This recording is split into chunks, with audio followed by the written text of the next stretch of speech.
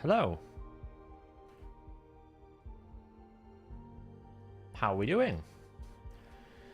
I survived patch day. It was a miracle. I don't know how I did. Every day is like this. How are we all? First day of epic empowerment for my account. First day we have done epic empowerment. Got a few of them. Got a +2 geo. Nothing much really. Yeah, I kind of messed up my timings today. My bad. Sorry about that. You fused your Mikage today. Excellent. Honestly, one of the biggest problems today has been there was a brand new season of AFK Journey. It's kind of taken my time away. Oops.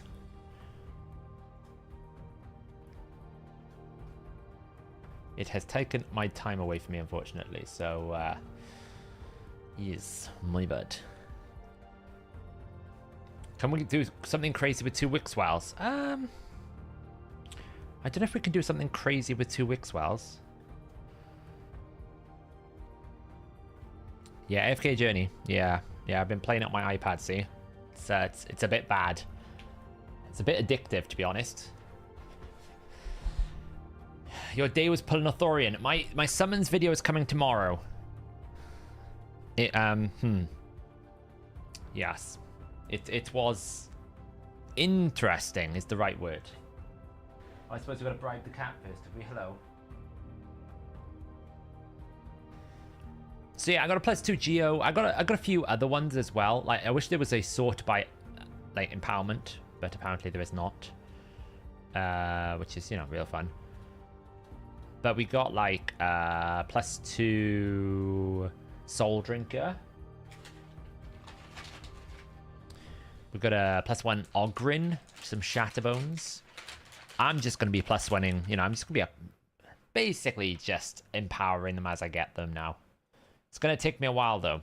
It is going to take me a while because I don't have much storage, to be honest. There's not much storage. But, you know, I've got a lot of epics. You can see I've got plenty of them. Some of them you want to keep a duplicate of, so... You see the spread buff champion? Yeah, Togron, the conjoined, right? Or Gamaran.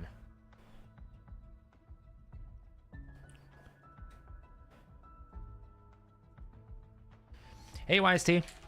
Your next void session will get you +4 whisper. I don't know. I mean, the biggest problem I've got at the moment is trying to get things like Ostrox Boneglaive, right? I still haven't been able to get Ostrox Boneglaive, so I don't think it's as free as we think, unfortunately. But you know.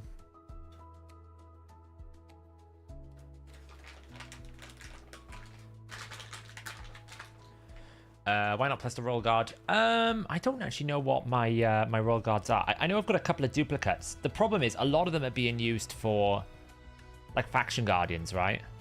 So they can't actually be replaced because they're being used for faction guardians. So until I actually get the faction guardian replaced, it's not working.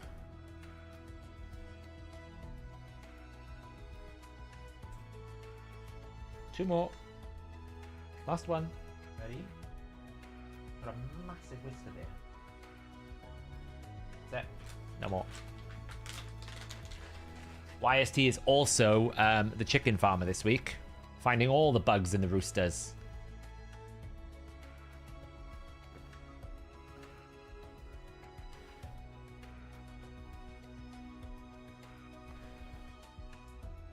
Got a few dailies to do here still.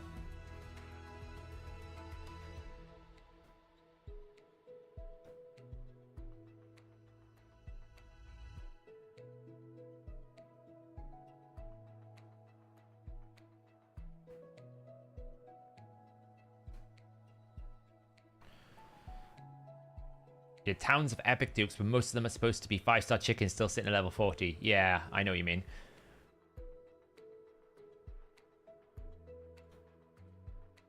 Farmer bro.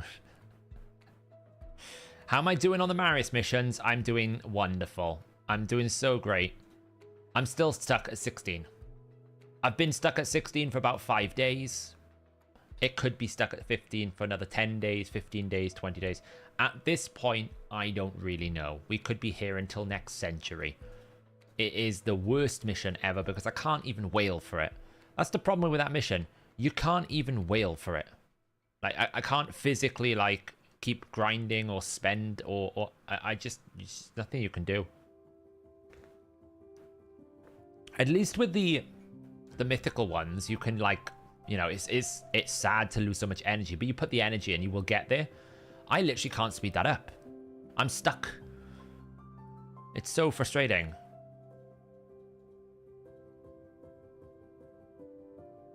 I'm not even on the 80. That's what's scaring me. Don't get me wrong. I'm not saying that I want to wail. I'm just saying I've been stuck on this mission for nearly 2 weeks and I'm still not even halfway there. I feel like it's just a bit of a testament of the, you know, the lack of availability. It's a bit of a reflection of how bad those mythical, those essence drop rates are. That's where we're at. That we're still basically, like, you know, a week in and we're still waiting for it.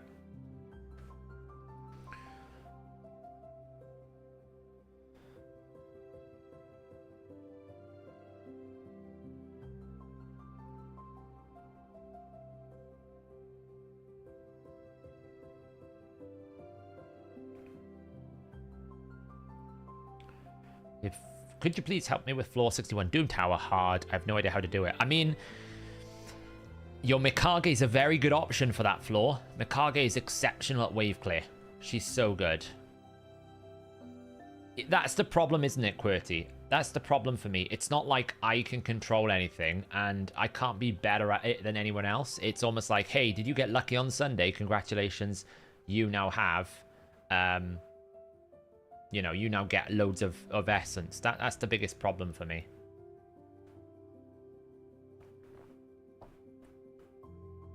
Just do my arena dailies on AFK Journey. If you're not playing AFK Journey, by the way, guys, it is a really nice casual game. It's my side piece game. After I finish, you know, working for a bit on a day or in the evening, I kind of go on it on my iPad. It's really nice to play. Whoops, a bit of a zoom.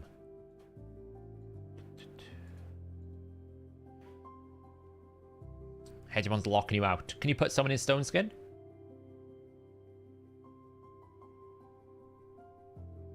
Stone Skin or immunity is how you normally deal with it with Hegemon.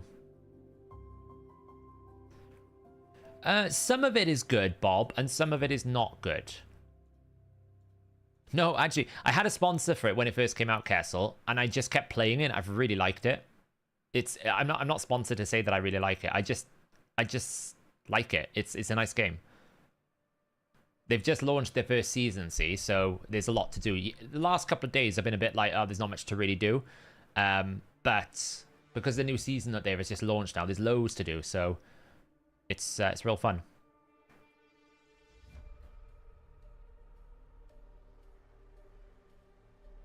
Am I a little glitchy? I don't know. I don't think I am. That could be. Is there a glitch in the Matrix? Ooh. Right, let's close this down for now.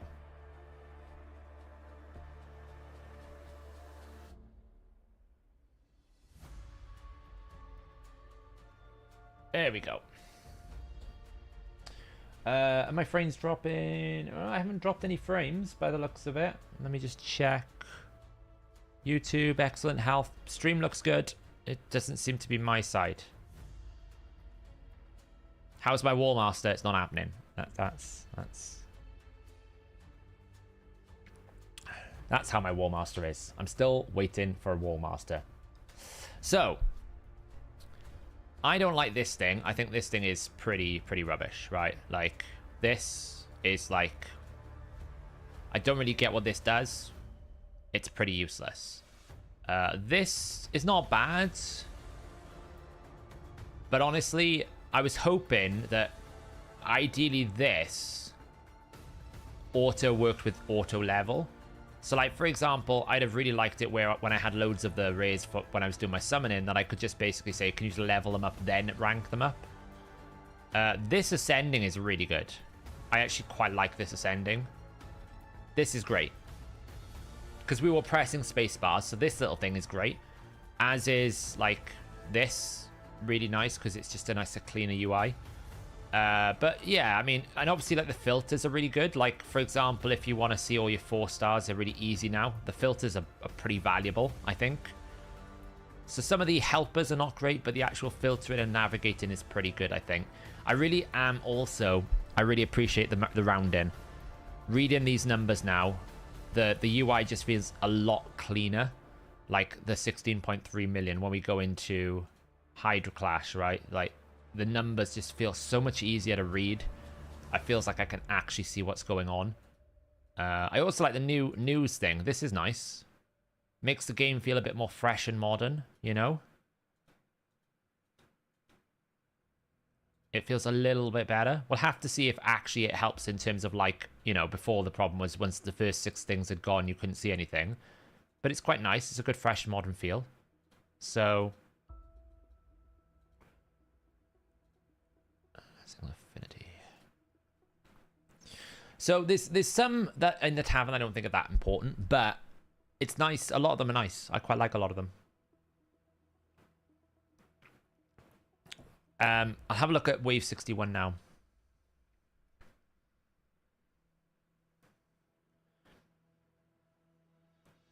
What should I focus on after completing Ultimate Nightmare? Spider 25. Also do normal. Hard Doom Tower. Pope. Hard Doom Tower is one of the most valuable places after you do Clan Boss. Hard Doom Tower. Hey, Shitstorm. What's good? Yeah, not bad. I'm all doing good.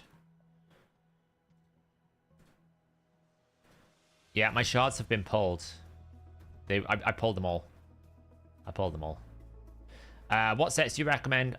Slayer 4-piece or 6-piece is very good. Like, a lethal with a Slayer 4-piece or Slayer 6-piece, in my opinion, is the best Wallmaster set. You really need the Ignore Defense set, though. You can't do it without the Ignore Defense set. Because it's very hard to hit the caps as an AoE max HP with him. He's a bit like Marius. He's going to require a lot of work to get there, but as long as you have Ignore Defense and lots of built-in crit damage, you should be able to do it. Yeah, I am.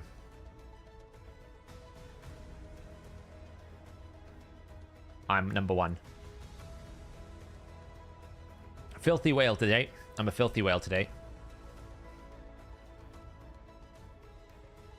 Floor 61, let's have a look.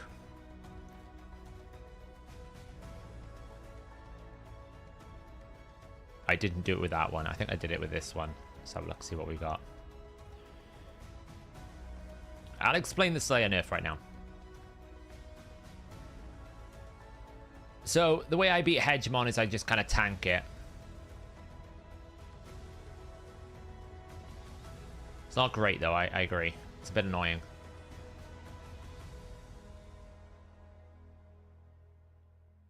So eventually we'll get a turn. Once we get 1 turn, now we're probably okay. But Oella is my real hard carry in Doom Tower. And obviously Garrel now has replaced it. I used to run it with Constantine, but Garrel's kind of replaced it. So if you're struggling to do it, build someone like...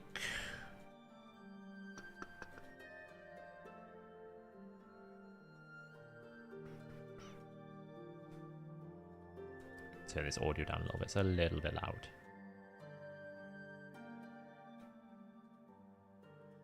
If you're struggling, build something like, you know, a Raglan, Riho, something like a Kaja the Rai, something like a, who else can do what I need them to do? Galkaba can do it. Ugo can do it. What you're looking for is to build someone like Ancora who can cleanse and put them either in a lot of resistance or put them in an immunity set. You can try Doom Priest, yeah. Yeah, you can try Doom Priest. Mithrala's a very good shout. Actually, Mithrala's even better because you don't even need immunity set. If you have Mithrala, like when Mithrala comes into the fight here, you'll see that he can't do anything. She's going to resist it all. And then she can cleanse it off everyone. They do guaranteed ancients from time to time, but it's just very rare. Need 2 more weeks for Mithrala, okay. Okay, well, basically, go into your champions, look for someone who can remove debuffs, and make sure that they are in immunity set. If it's Doom Priest, it doesn't need to be an immunity set, but make sure they're in immunity set. Mikage can do it for you, by the way. Mikage can, because Mikage can do this. Decrease the duration of it. So Mikage is not a bad option either.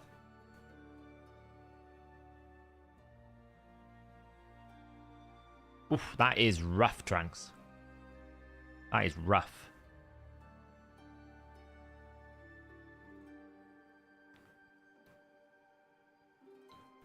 I don't think you're a whale because Search has been out a while.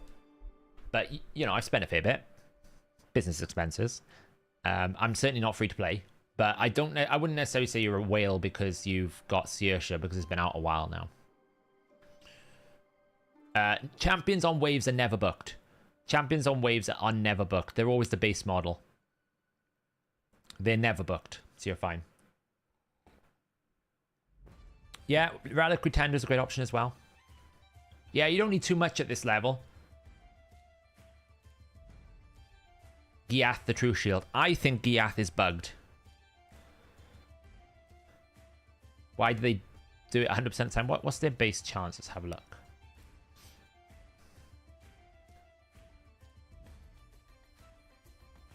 Yeah, I mean, it's meant to be 50%. I feel like it's going to be the fear thing, Swiftcut.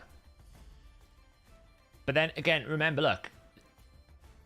It's not booked up to anything anyway. Yeah, it's not booked anyway. It's always 50% base. It's just Hegemon. It's the fear factor.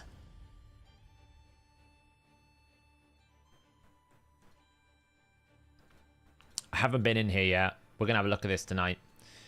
This is the new Sintranos, right? Where everything is randomized. I have no idea how I'm going to fix it in the optimizer. I was hoping there'd be like some sort of index that I could just draw from.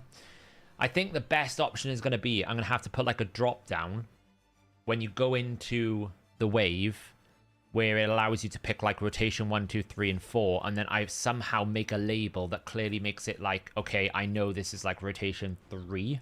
I don't know how I'm going to do that. They didn't put the chicken in game because of the bug with Clan Boss. They delayed it. He's probably going to come in a day or two, I'd have thought. They delayed it. So he's probably going to come Monday, I would have thought, or Tuesday.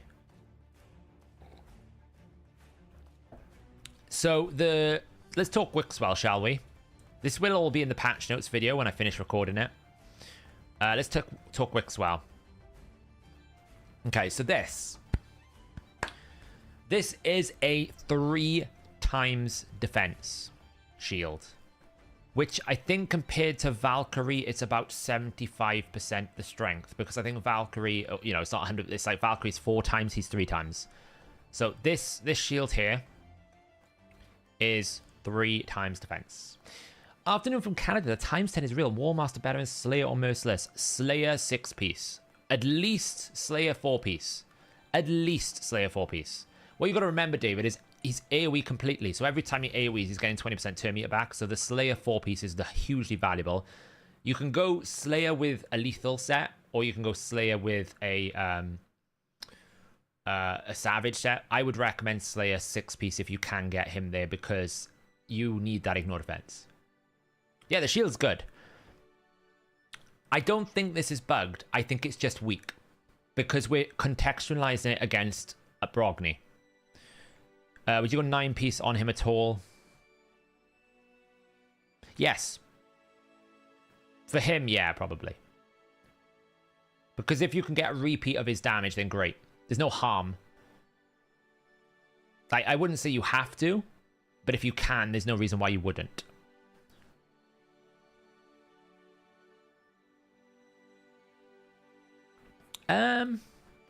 So Kessel, my number one rule, and I'm pretty sure I'm consistent with this whenever I say it in videos, is fusions, for me, if they bring something unique that no other champions have, it's always a risk that you skip them. That's always been my position. You know, people like Morrigan, I was like, well, look, it's a bit like a Lissandra and a Deacon, but it's got that passive for heal reduction. So if you miss that, if you skip it, you're going to miss that. And we did have situations with Amius where people were like, well, Morrigan's literally god tier. And this guy here, he brings intercept. It's unique. No other champion can do it. We don't know when you're going to need that again. He also is the only champion in the game that has a 100% chance to provoke on an A1. So it's less about whether it's good for your account. It's, do you think on your account you're going to miss the way that this champion uses abilities? And if it brings that unique aspect, it's always a risk if you skip him, because you just never know if you're going to need those features.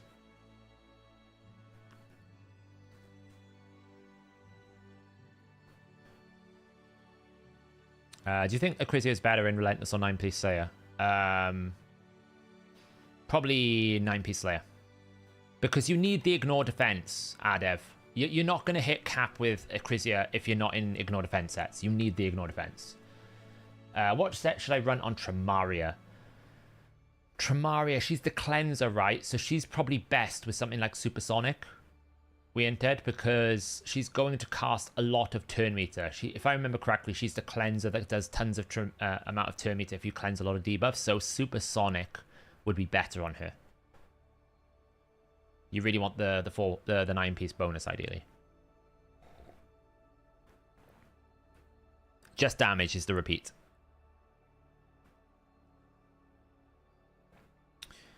Most customers use a judgment like good or bad. I mean, the negative and the positive hype is a big YouTube thing, Kessel. Like, I kind of play into it at times to time. Like, you got to play the game. You got to game the system. If there's something to be creating interest, then as a YouTuber, you want to make sure that you're hitting that interest. But as I said, my position is always, does it do something unique that no other champion does? And if so, you run the risk that if you skip that fusion, you might need it in the future and then come to regret it.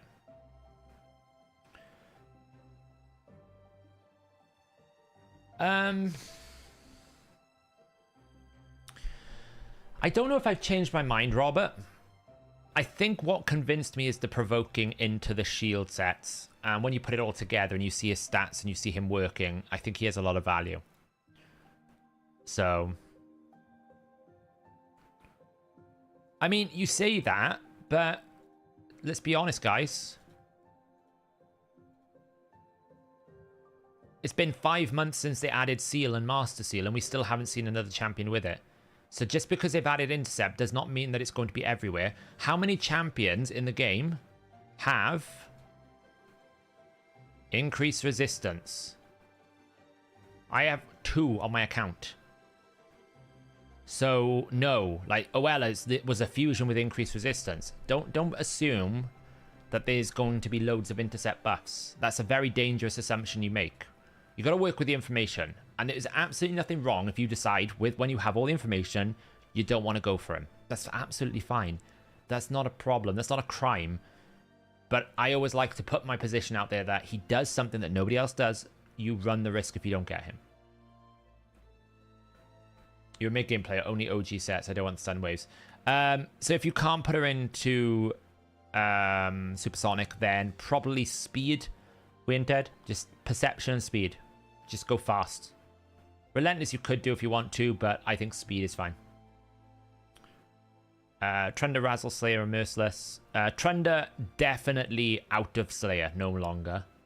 Razzle, Varg. It depends. I mean, he's got 2 AoEs. It's not too bad, but he will get punished a little bit. So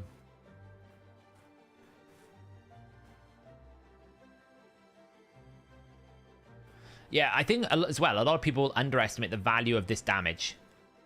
Like, the value of this damage is very good, because every single time he gets attacked, he's always going to be pumping damage out. So you're going to get substantially more master procs out of him. He's going to be pumping damage quite consistently. You will be surprised that Wixwell might pop up and go, good damage. You know, he might make a very good cursed option, because although he doesn't attack with this ability and only this and this, he's counterattacking all the time. So he might be able to proc cursed quite a lot.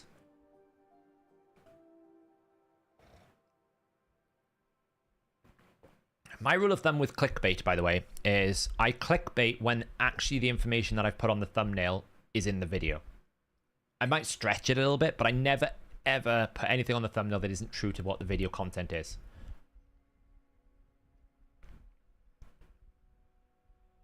How do you make that Google Sheet just show me the epics and how many stages they're in? Have you used my tier list? My new fancy tier list that I've developed?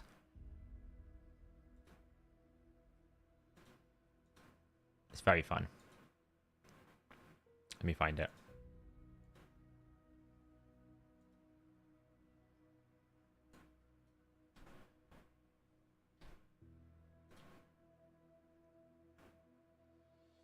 Oh, hang on. I need to be on my different account. Whoa, look at that Inception. No, it's still on the wrong account. Lord above. Google, honestly. There we go. So, just leaked all my email addresses to you. You can send me whatever you want. On this spreadsheet, I have mapped out all of the epics that I think are the best for empowerment. I did add a little thing after my video. I've put in Basher, because a lot of people on the comments of the video are basically saying, you know, Basher for Arena is pretty good. I do kind of agree. I probably overlooked that. But in here is a list of every single epic exclusive floor. So these are the stages in Sintranos across all the rotations where you can only use epic or less, which means you're probably going to use epic champions. And it's sorted by how many stages they cover. So you can see that these 5 or these 6 champions here are basically the most covered. Like, they're in the most stages. Tutor is really good for Veil in Hydra. How do you build Authorians? I'll show you how you build Authorians. But I've also called out then the ones from this list that I think are really good for overall. And this list could be even larger, to be honest. This list could have a lot more than what it's got in here. I've just tried to pull out, like, as some people have pointed out, like, Fodbar is very good in some places. Woad Painted for Fire Knight is not bad. There's lots of different stages you might need, like a Rock Breaker. So this list could be quite long, but this is why I've put this list in here, so you can actually look at it and go, okay, well, if I invest in a Deathless, how many stages am I going to cover? What you don't want to do is, ironically, Seer is in the least ones. That's ironic, isn't it? So yeah, it's like you look at it and go, do I want to invest in a Tolf? No, not really. So you can kind of like look at this list to figure that out. But yeah, there's coverage for every single stage in here. You can check it out. It's from the video that I released today on all the epics. So if you pick up an epic from your Times to Ancients, you can have a look, see is it an epic that I recommend. Anything in this universal tab, I'm saying is just good everywhere. It's just good everywhere, so it's worth doing. And then it's all structured around specific areas of content. So it's all tailored to the content. Like, for example, Spider, we've got Akimtum for Spider 10 Hard, we've got Royal Guards. It doesn't shock you that the max HPs make an appearance everywhere. Sand Devil was pretty complicated. Yeah, Sand Devil was very complicated.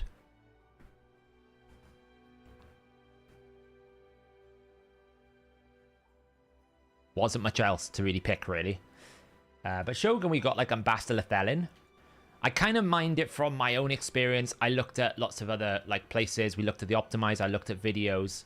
So, you know, Ruella's in the universal. Like, Ruella's just, I think Ruella's just one of those epics that is good everywhere, wherever you put her. One thing I did forget to mention in that video was, you know, people like, for example, Shamael.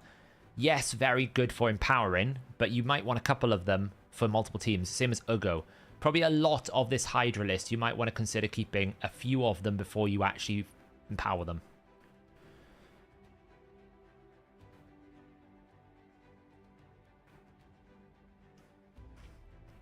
I think it probably only really applies to this. Maybe someone like Allure. Maybe. It's very, very niche though. Like maybe double Creodon for some Sintrano stages, but most of these, you're probably not going to need multiple ones, right? It's only really the Hydra area because you have to run 3 teams. It's really going to matter, so. Yeah, the stats are pretty good, you know? The stats are pretty good, I have to say. The stats are pretty good. So, back to Wixwell.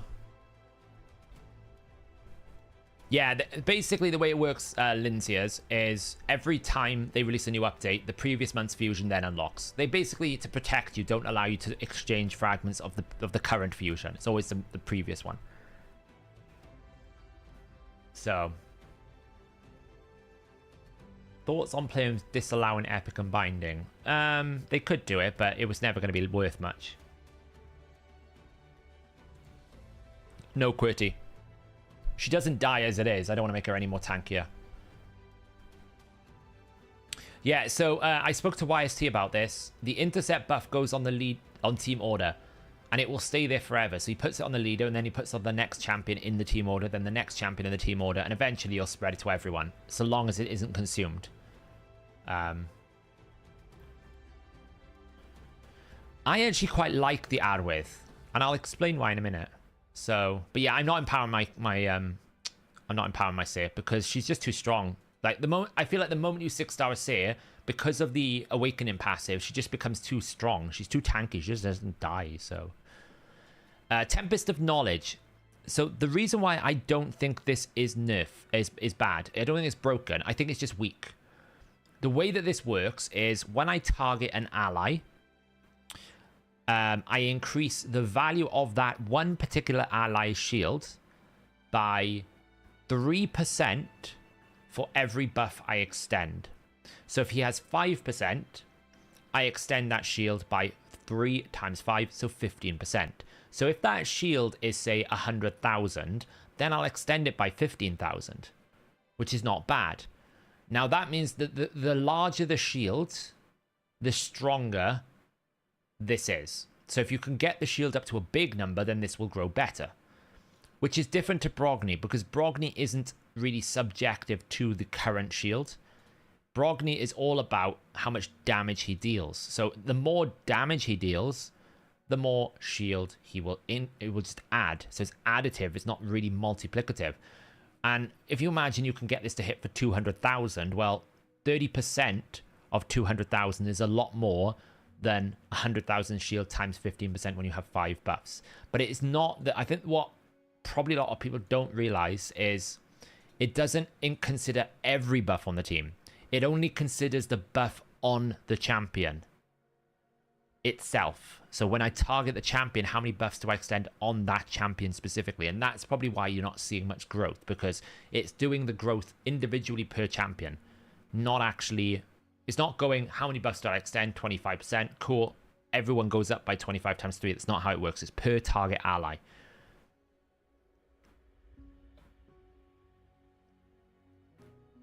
It shouldn't be. I've not got any drop frames. Everything looks good. The only thing I can think of is YouTube. Everything's fine.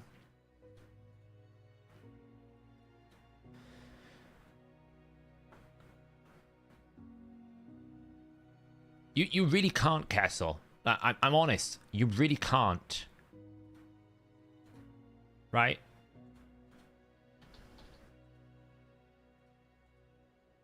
Look how little defense I've got from stuff. Okay, I've got a lot of HP. Probably because I've got a bit of Ascendant at the moment. But let's just go to the build here, okay? 0 defensiveness. Only 6%. 0 defensiveness. A bit of flat HP that I've empowered, fine. 0 defensiveness. It's a resist chest, for example. A little bit of HP here. Like, you can see, I've not indexed really any of my attention towards any survivability beyond a little bit of flat HP. Where I can. Masteries.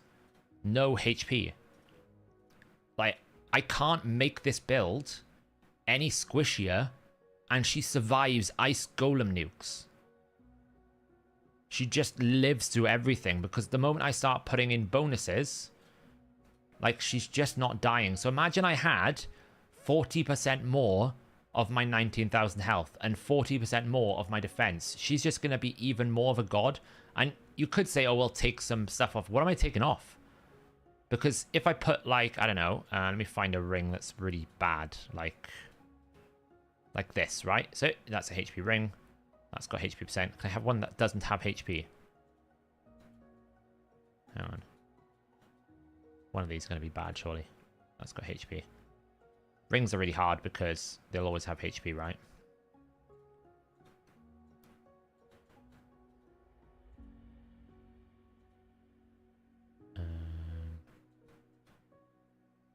Like here, for example, okay? If I just have a 6%, that's only saved me 459.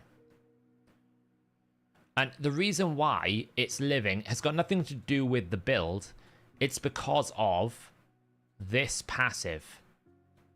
Because she's 6-star awakened, she has so much innate guaranteed sort of defensiveness that she just won't die. So if I add any more HP, it just makes her even stronger.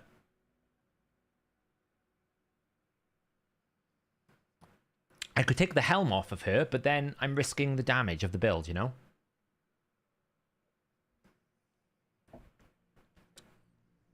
It's just, she's just not gonna die, so... Like, I'll show you. Right, we'll run this here.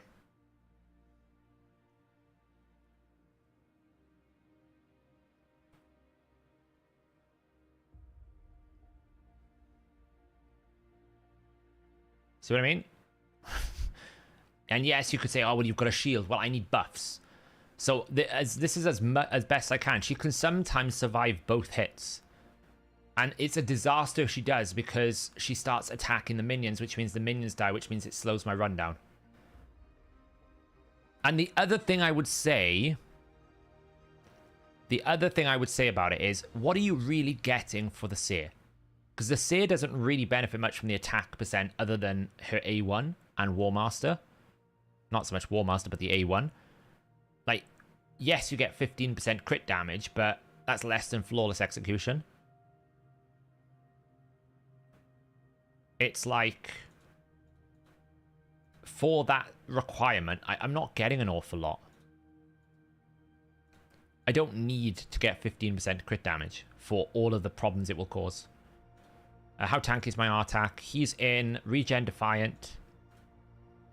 3.9k defense, 86k HP. 265 speed, full resist, full accuracy.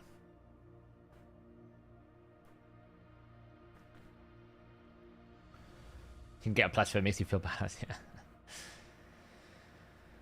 yeah.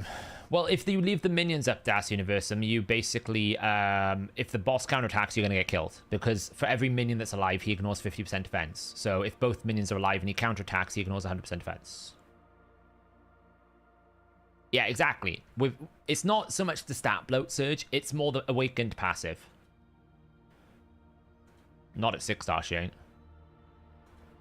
Nothing beats this at 6-star. This is the best 6-star in the game.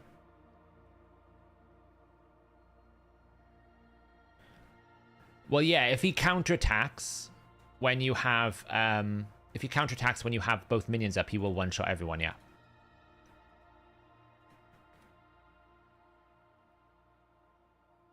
Yeah, but the ring isn't gonna... That's what I'm trying to suggest. It's not like she's all of a sudden gonna die because I don't have the ring. The ring has basically got very little HP as it is. The ring's rocking... What is it? Like 1,000 health. Like, that's barely scratching the problem. I'd rather the extra attack for other places, to be honest. So, it's just not worth it for Cecil. She just can't leverage the power of all the stats because she doesn't really need anything other than crit damage. Whereas other champions that need to live, like Whisper needs to live in Hydra, they can benefit from everything. So, you know. Yeah, Crush your End once you're 6-star on everyone. It's too powerful. Right, let's go through this then. Oh, look, it's remembered my team from last time.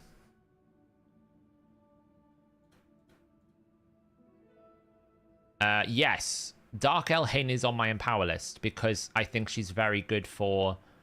I think she's very good for Tormin waves, Tormin problems. Who do we go here? Archer. Her chest is resistance at the moment, so it's not even a primary stat. because it just happens to be a good set for her.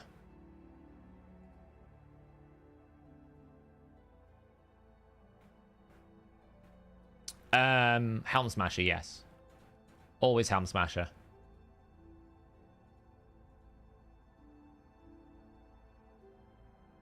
Yeah, so she's a great answer into Torments. I always run towards Plague Home. I don't know why. It's just a natural thing. Do I go for the Summer Rush Epic and skip Dungeon Divers? Up to you, really. It is a bit of an awkward Dungeon Divers because there's nothing else to really put, like, to go with it. You kind of have to, like, I had to put an extra 2,000 energy into Spider today just to get it done. So, honestly, I'm kind of wanting to maybe keep Arwith. It depends on how nasty the Summon Rush is, but I might go and keep Arwith. You have no gear anymore. You're useless. You're useless. Oh, man.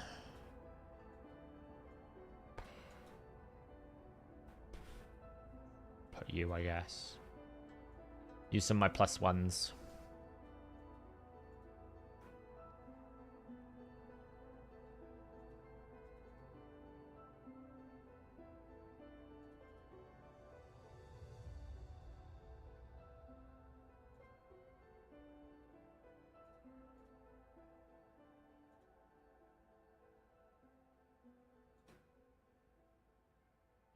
Question: if my champion needs to have 250 speed, but I have 20% 2 meter burst at the start turn, what is the speed requirement?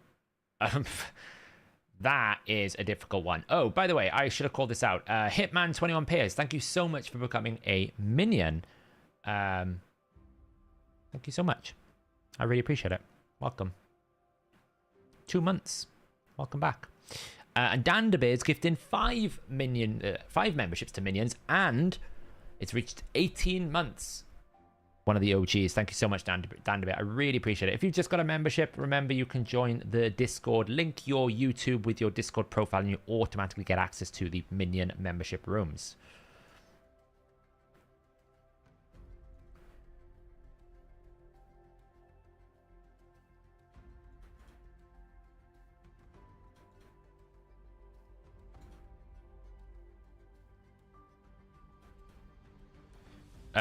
No, I got nothing.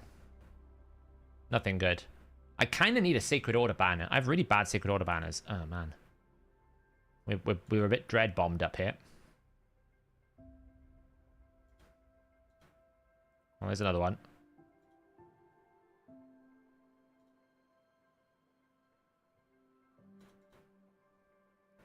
Would you rather a man's in 6-star perception at 340 speed and 9-piece supersonic 315?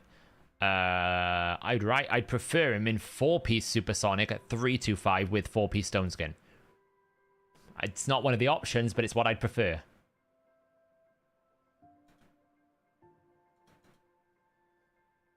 Four-piece supersonic with 4-piece stone skin.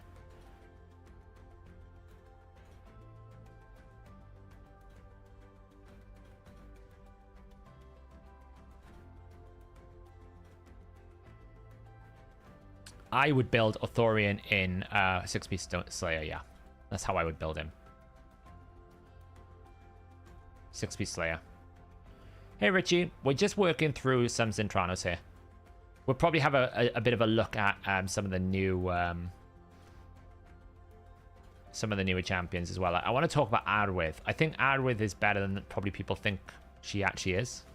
I think she has quite a very good use in some places.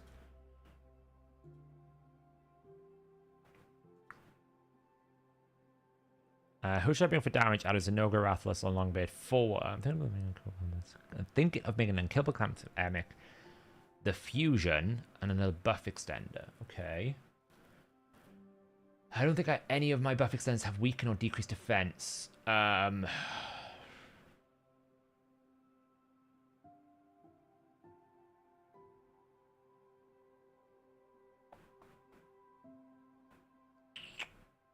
think. It depends on what the rest of the team is, but I'm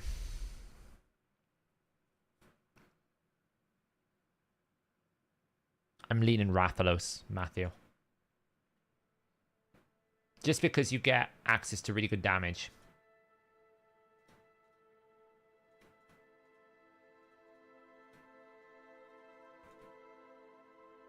We're on hard mode. Yeah, I was going to say, thank God.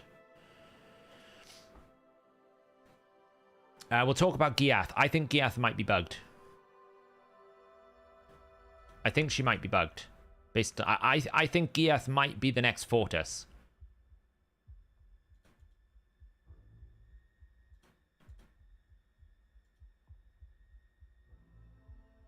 Yeah, Farrakhan's also not a bad shout either.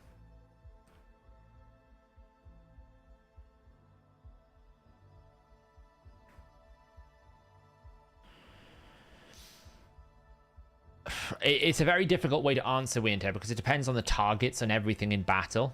You can ask the question again and maybe I can figure out an answer, yeah.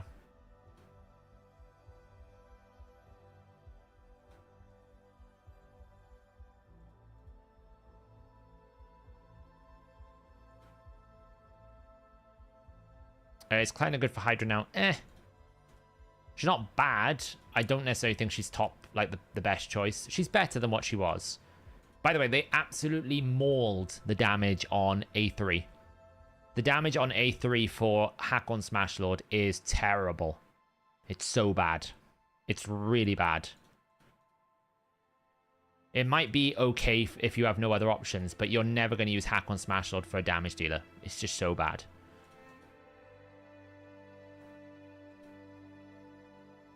My Mikage is built for Hydra and Fire Knight, yeah.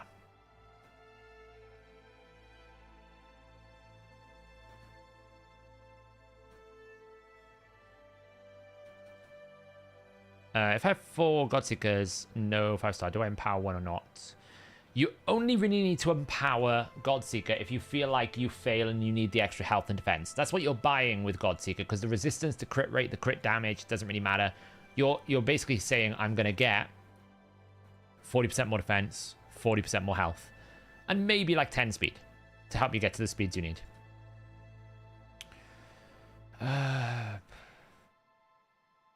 Sure. I haven't got Quintus yet. No, we'll do some live arena in a moment.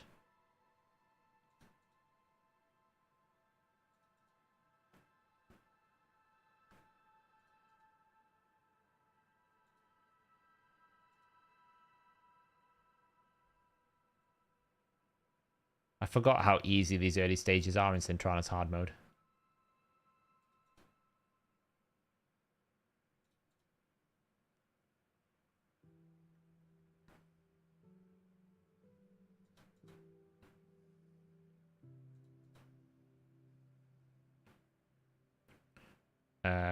You just got her and want a build for her. Yeah, so I'll show you my Hydra team now.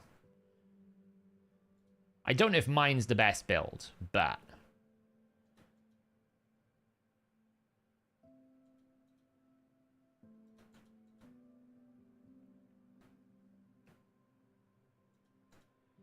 yeah, she does reduce the duration of debuffs. I always forget that, but it's such a small part of her ability set. It's not really what anyone uses it for. Well, we'll have a look at some of these difficulty stages in a moment. My Mikage is built this way. I've kind of gone the full damage route. So she's built for like as fast as I can possibly get her. So like Fire Knight, she's going at 293, 311 crit damage, 108% crit rate, because I kind of need to change this off. I just haven't bothered yet. And then just damage. Hydra, same thing, right? See, I've just gone damage. I don't know if it's the best thing. I put Brimstone on her. Don't know if it's the best route, but it works for me.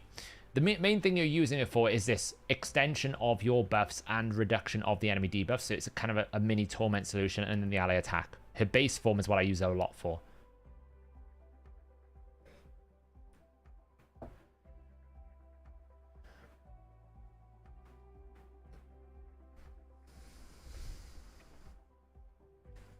But that is the role she fills. She's basically an ally attacker with this. And if you do get in a spot of bother, you can switch to this form to just get rid of all the buffs off the enemy. Like if you can't get a debuff on the Wrath Head, for example, you can switch to get rid of the increased attack and get rid of the reflection damages and stuff like that. I try not to switch. How would you build it for Arena? You have two very, very fast, high accuracy. Build it like Yumiko. Yeah, I'm going to place them now. Just before we get into that, someone was talking about Giath. I think this is bugged. And I think the reason why it's bugged is the damage is not... I don't think it's increasing the final damage by 5% for each buff. I think it's adding to the multiplier. A bit like what Fortis was doing. So it's not truly scaling properly. I need to do a bit more tests to see if that's the case. It's difficult because I don't have access to the test server, so I can't run the numbers myself. But I think that's what's happening, is it's actually just adding to the multiplier. It's not actually multiplying the final damage output, which means that this doesn't feel like it actually translates into 5% for each buff. Because it should be 5% for every buff on the team. It's not like Wixwell, but it's based on the target. This is like all. So if I extend 5 buffs on 5 allies, it should be 25% times 5. It should be a pretty good feeling to it. But I know that YST was testing it and he was saying it just didn't feel like it hit very hard. And I think that's why. I think it's going to be very similar to the way that Fortis was working before they fixed him. I need to double check though. It's not as easy as it sounds, MJT, because it's kind of like I need to sometimes sit there for a while to basically try different variations and hit things multiple times. It's very inefficient for 2 people to do that. So that's the main reason why it's really frustrating for me sometimes, because I need to spend maybe an hour doing it. I can't expect someone else to commit an hour sitting there just hitting the target when I tell them on command, you know? Do you know if Michinaki's passive? No, it doesn't. No, because even though the poisons are normal damage, the passive for Akimtum is not an attack. Michinaki procs off an attack.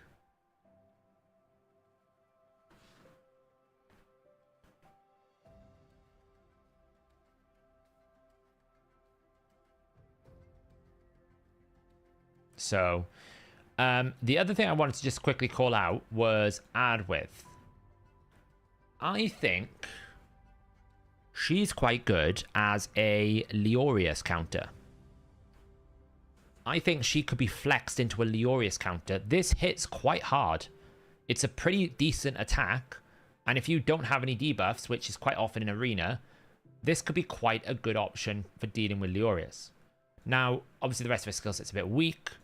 Not the best, but I do wonder if there's some utility in the right place for this type of champion. Honestly, I do think it's an interesting option.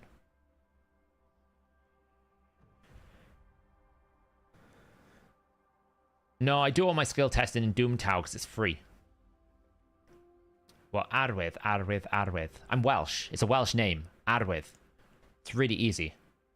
You just gotta roll your double Ds. That's how Welsh people speak. Adwith. Adwith Quivergrass.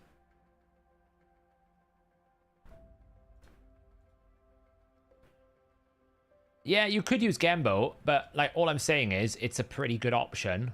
Like it's an option into Gembo, into Leorius. I'm just saying that I think it's better than, like, it's not just a forgettable throwaway champion. I think it could be quite useful in the right places. So, hey Amir. Do you know if Oppressor Mastery buff? Do you know if Oppressor Mastery buffs Necmo's passive? Let's have a look. Let me find my Necmothar. He's down here somewhere. Necmothar fills this champion each time a debuff on an enemy is removed. Increases the turn meter fill. Yes. So if he's got Oppressor, then this effect should be 2.5% times the number of debuffs on the enemy stronger. So if you have 4 debuffs out, it should be 10% stronger, which means it's a 6% boost. Yes. You pulled Duchess today. Nice. Congratulations. My Duchess is built in what I think is the more appropriate arena build, which is full stone skin. 6 pieces, full stone skin. And then you build as much resistance as you can. Like you've got 666, and then fast with around about 4,000 defense is a good marker, but basically as much HP as you can get after that. That's how I've built her. Masteries wise, I've gone the full resist set. I've kind of taken this because she doesn't need this as much, but I probably should have taken that one because this is the Siphi counter, right? Wisdom of Battle. But Shadow Heal is also very good to help keep her alive. And then obviously the resistance number there as well. So That is how I built her full stone skin. She's got a lot of optimization to go, though. Benzo coming in with another 10 gifted. I think you're up to like 100 this month now, Benzo. You're an absolute man. What? Absolute madman. Sorry, let me get that right. It's been a long day. So, yeah. What is needed for Mist Rider? I put him in Relentless. My Mist Rider Dythe is in Relentless. I don't actually know where he's sitting at the moment. Where is Mist Rider? There he is. Mist Rider's in Relentless for me. Full nuke Relentless. Boom. Will she be good in 4-piece Supersonic? No, because she doesn't really fill turn meter. That's what you got to remember. Like, I suppose the 4-piece is nice. I think Stone Skin. The reason why I say 2-turn Stone Skin is when you A2 for the first time, you still have Stone Skin, which forces the enemy to attack you. The enemy has to attack your Stone Skin. So it basically gives you a free kind of cycle. It's very good into Rotus. Like Rotus has to attack a Stone Skin, he can't do anything because you've veiled everyone. That's why I like the 6-piece Stone Skin, but just because you get a good chunk of time under that veil. Right then, I suppose we should do this. I've put it off long enough. Let's do it.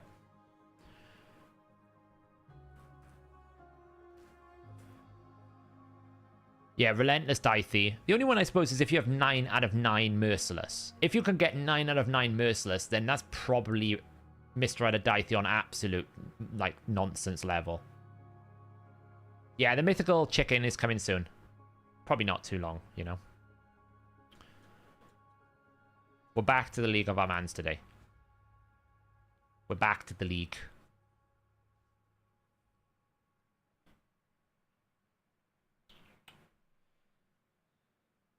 You think Reflex is better? No. Absolutely not. Relentless is way better. Because the thing is, you just want to keep rolling extra turns. I can go like 9 turns in Relentless. It's crazy good. The Reflex is only good if you're going to use one active ability we entered. Otherwise, it's worse than Relentless. You'd rather take the extra turn to get back to abilities rather than try to reduce 2. Because you have no guarantee which one it's going to reduce.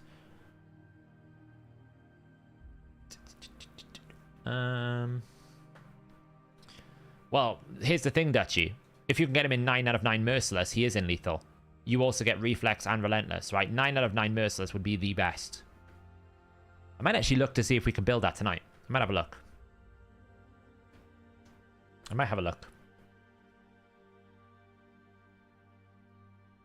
Yeah, but he can still roll the Relentless at the same time we entered. You can, like, queue it all up.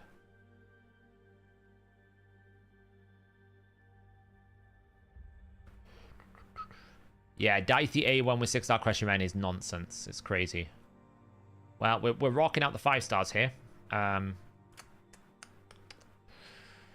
We'll go Shujen Garol, shall we? A bit of fun. Yes, my Armand's is. He's about 10 speed too slow, though. I want to get my Armand's a bit faster.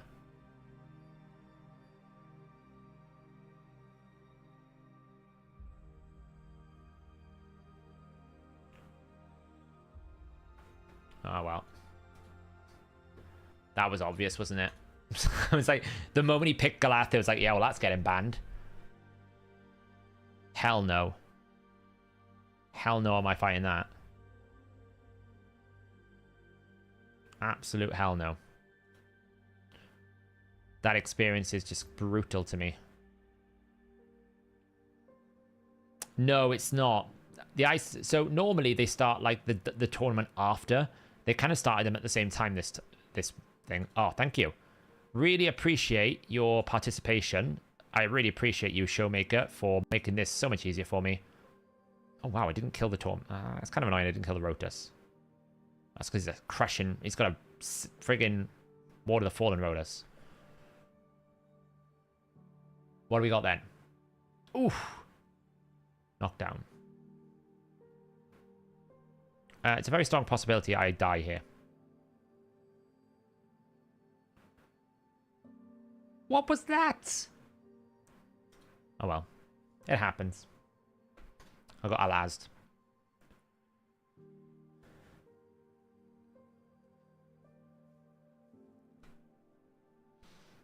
Things occurred I probably should have maybe not AoE'd, but so that I didn't give the Rotus a turn, maybe I would have got in. I doubt it though somehow.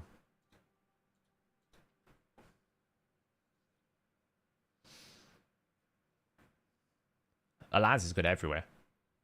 Alaz is probably the best defensive nuker in the game.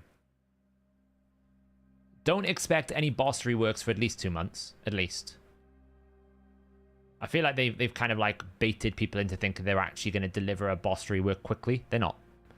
It's going to be months away.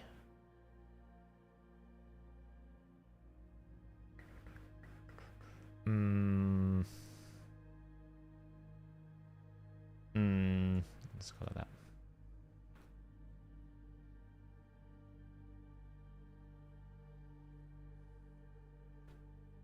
Yeah, it was good. I think I made a mistake A2 in Illusion. I probably should have like A1 because I wouldn't have given you Rotus a turn. I might have been able to cut in with my Ancora. And then that might have been... Or maybe I should have opened A3 Shujian instead of giving you an extra turn. But then I wouldn't have been able to decrease speed. So it kind of... I don't know if I would have won whatever I did.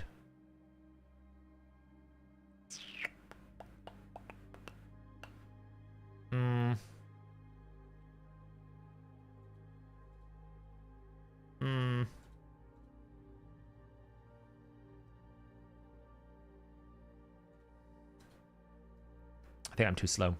I probably should have picked Necret.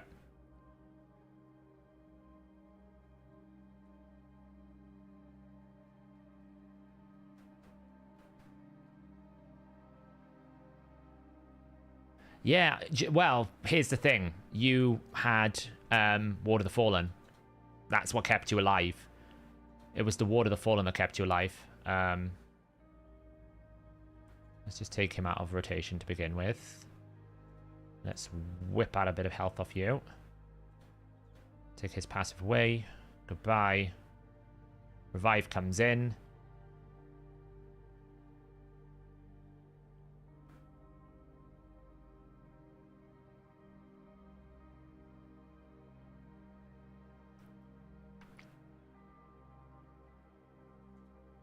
I've given him a lot of buffs now. He can't really one-shot me because he can try and he can sheep my Rotus, or he can steal all my buffs. Oh, that's pretty bad. Gotta kill this dude. We didn't kill it. We probably lost because he's got so many buffs. Doom is about to impend upon me. Oof. Oh, that's weak.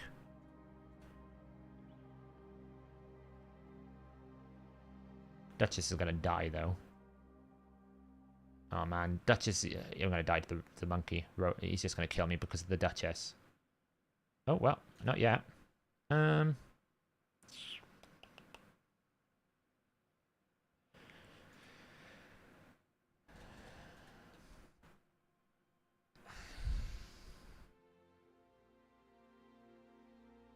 It's really ropey. You can A2 my Duchess, and then this is going to strip me, and then Monkey's just going to kill me. No turn. This is the problem with Duchess, why I've stopped using her a lot. She just can't provide me enough turn meter.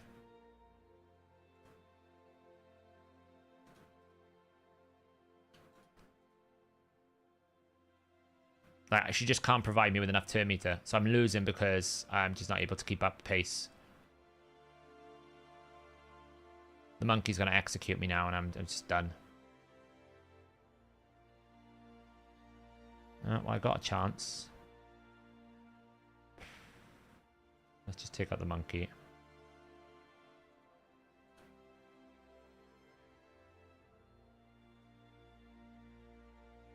I don't think I got to above 50% HP. What? I really need him to kill him. Perfect. Can he kill me, though? No. Good. I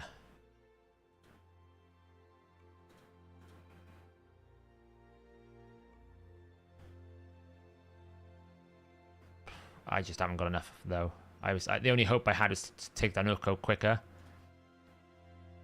He's got too much damage now.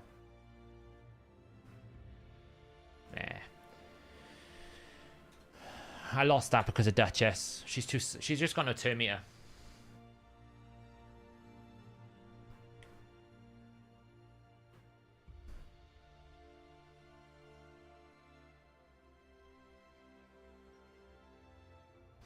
Proper Clan Wars. I mean, they don't really have much of a roadmap, if I'm being honest. We're 0-2 at the moment. Not having a good time.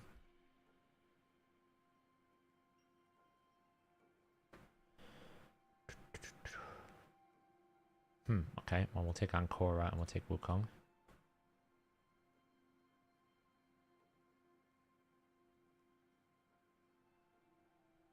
Spider cereal. Spider John, because you get silver. Whenever I need to do excess dungeon divers, I go to Spider 20. Alright, well.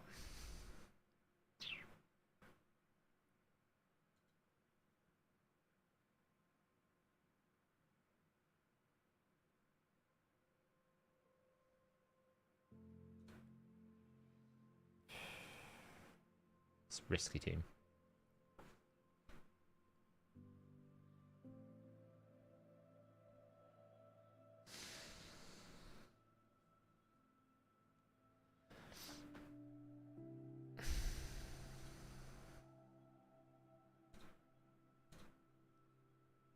I could win, depends.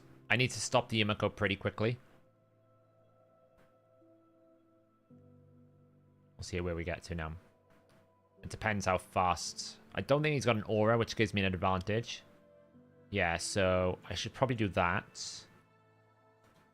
Boost. And just, like, one shot. It's more like it. Is it ever worth farming Iron Twins on the stage 10? Not really. I wouldn't recommend it.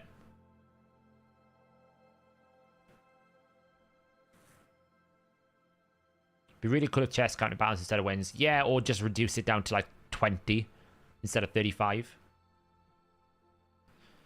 Like 35 wins is a lot in live arena.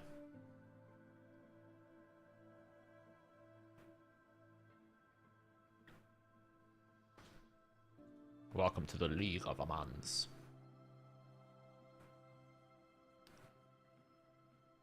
What's a good way to counter bombs? Mithrala, Double Cleanse, Marichka, not really Stone Skin, High Resistance. It depends on the bomber. Stone Skin can be a good counter in for this if you've got someone like an Ankora, right? Like, if you're fighting someone that's going to have one turn bomb durations, it's not so great. But as long as they can't sleep you, like a Gaius, it's not a bad option. He wants to go first. No matter what I do, he's going to have a speed boost. So I need to consider that and probably go more towards this. And...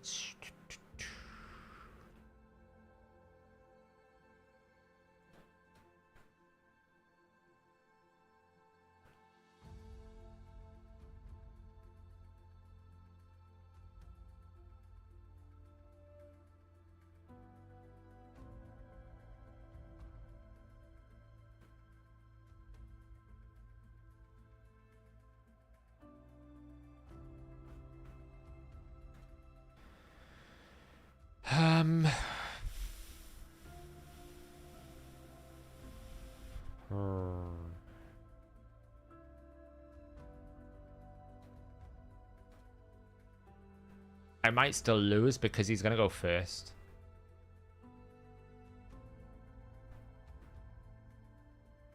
He is, but I haven't rebuilt him since I stole some gear off of him, so...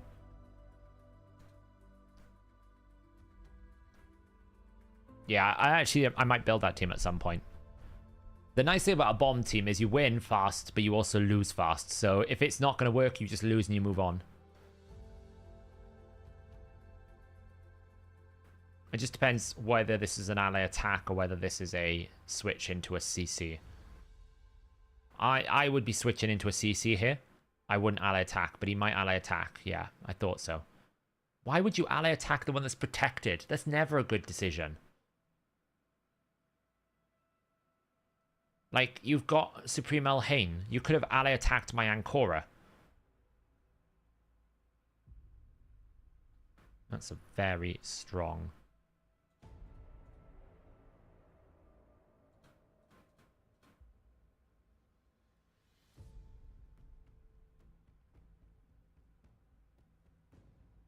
I didn't think I was going to win this one because they just... the Supreme Elhain's a very strong counter to Necret.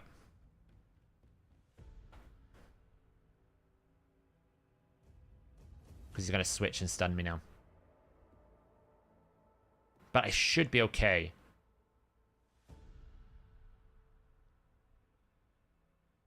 It's just extra turn after extra turn.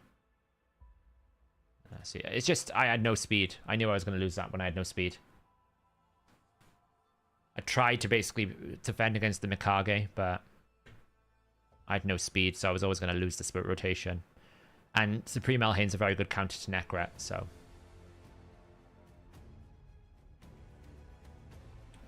I mean, I'm not bad at live arena. It's just the matchup.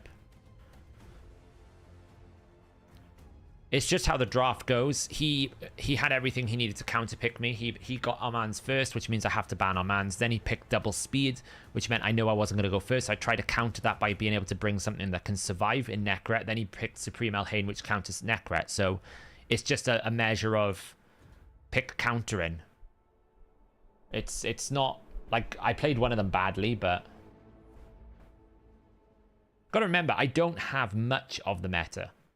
I have some, which is Necret and Korra, Armands, but don't have Harima. I don't have Lockouts. I don't have Warlord. I don't have, you know, super high ascended, all of these champions. So it's not as, like, free as you would think. We're in gold 2 here. Or we're coming up for gold top, you know, high gold 2. It's not as free as everyone thinks it is just because you have some champions.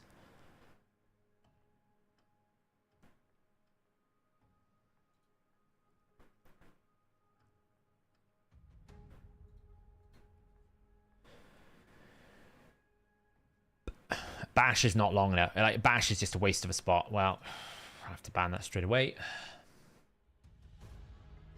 Which means I'm probably not going to go first. We'll see.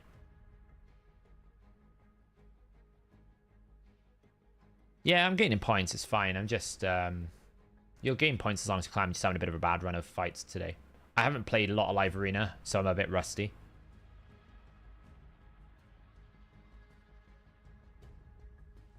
Trax is going to wreck me here because I'm never going to get a turn. See, I'm never going to get a turn.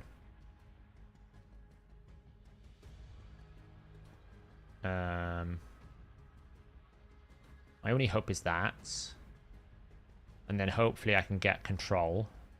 I'd like, yeah, that's what I'd like. Now I want I want her to take a turn. Nice. Now I can do this. And I can take out you. Block revive. Knock that. Get a reset. Boost. Slow him down. Have to kill you off. You'll revive probably, but it's fine because I got control. You don't have revive.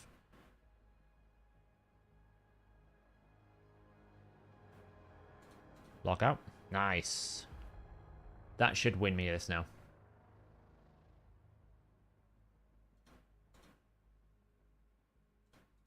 There we go. Lovely.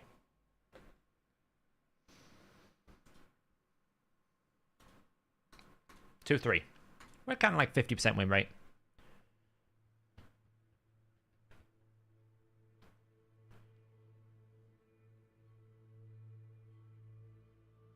I'm by far not the best arena player. But, you know. Did I have any luck? I got legendaries. Tomorrow's video is going to go through it all.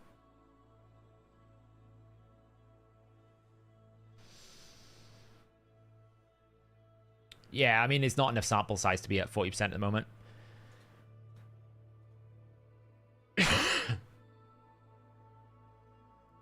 I still can't get over how many 5-star souls there are in Gold 2. Like, there's so many like 5-star souls. Look at it. They're just like flowing with 5-star souls.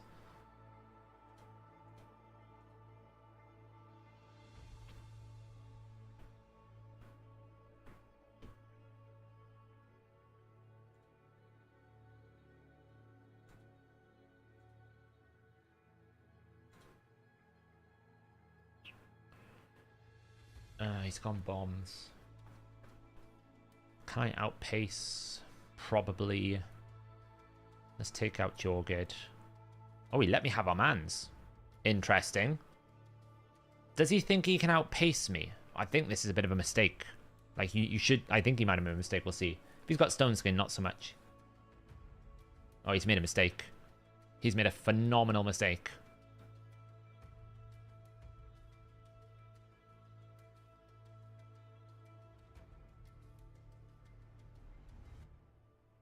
He let our mans through.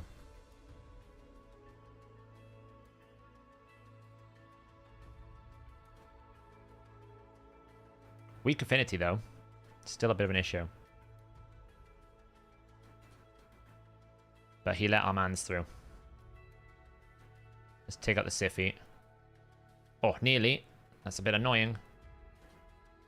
Should we just AoE? Let's see what we can do. Oh, nearly killed them all. Oh, come on. There we go.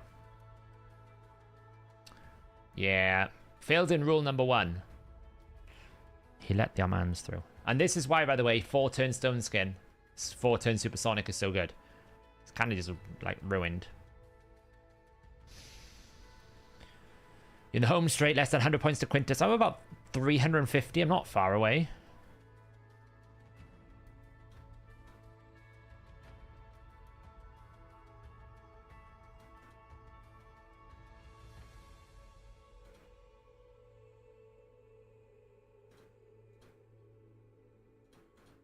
Boom.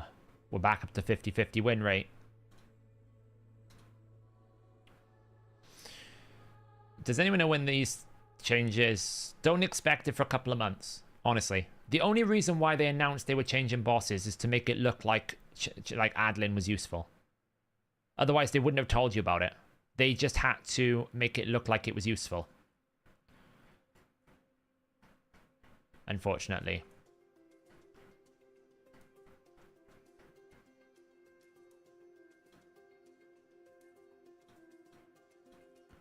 Unfortunately, they were also wrong. So it's like, whoops.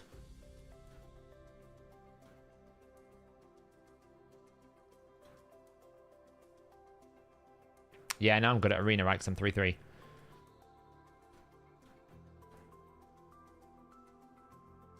Should I add 4 Supersonic to drop 10 speed? So here's your goal. If you can get your Supersonic champion to about 325... 4-piece Supersonic at 325 will probably be able to compete with 400 speed Siffies at 325. So I'm always aiming for about 325, 330 on my 4-piece Stone Skins now. That's my goal.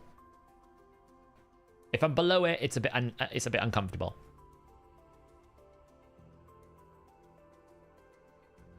Is it worth to drop an accuracy banner with 1 roll speed to put Armans in Stone Skin banner? 1 turn Stone Skin Armans is very valuable. Like, it's very valuable. If I pick him, I could also pick her.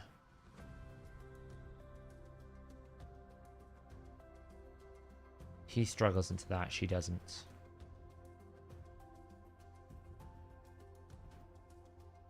Yeah, exactly. And it also depends on your accuracy, right? You still need a very good level of accuracy on your Armans, like 600 plus ideally.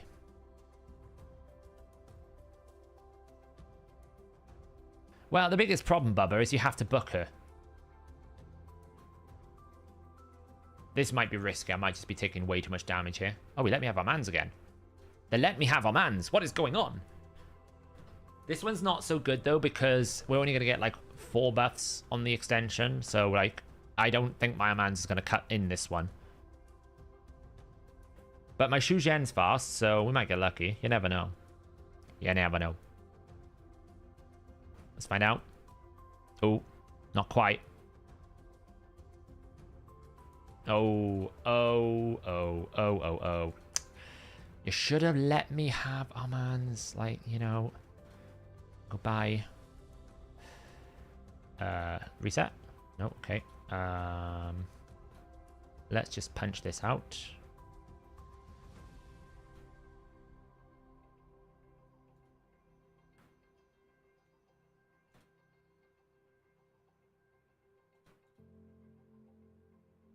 And let's lock out you.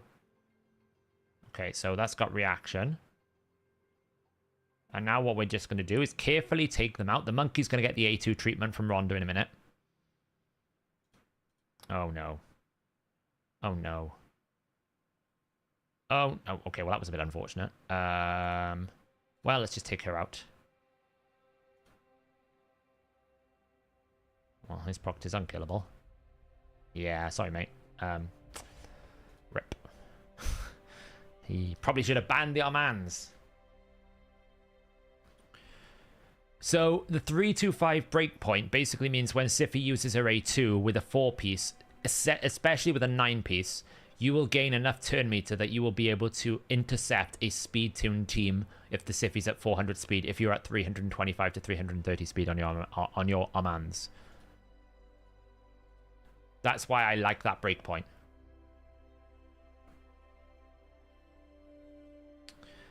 Yeah, that's a pretty good one. Like, you could probably sacrifice like 10 speed if you can get another 50 to 55 accuracy, you know? 330 is a good breakpoint. That's where you should always try to target. Hey man, I gotta go to practice, but it was really fun playing with you. Good luck with the rest of your matches. No worries, Illusion. Thanks for the good match and nice Alaz. Alaz is one of the mythicals I wish I could have. Could get my hands on. It's very cool. It's very cool. We're gonna go with this. We're gonna go.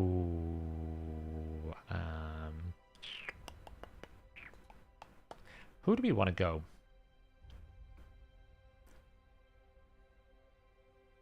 Literally go Armands like that, so he can't really ban me out. And then pick Rhonda.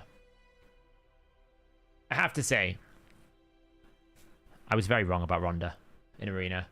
I use my Rhonda all the time now. This might be chalked up to one of the situations where I was very anti-Rhonda, but it was my stubbornness. I use her all the time now. She is very good. The block passive skills is just too valuable.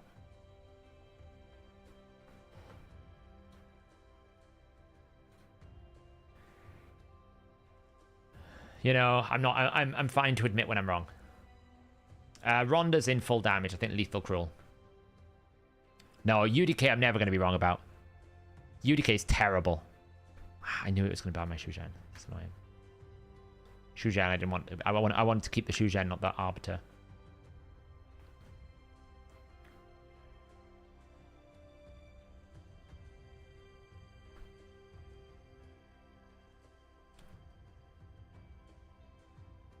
I'm going to lose this one. Yeah. I love it when I never get an activation of Rhonda. And I guarantee you the first time I face a Rhonda, the activation goes and just wrecks me. What's he got then? I mean, he hasn't got increased attack, so it won't be too bad. Okay, well, he polymorphed my Necra. That's fine. Oh, man. Double... I hate your Mako resets. Oh, Lord. Well, that happened. I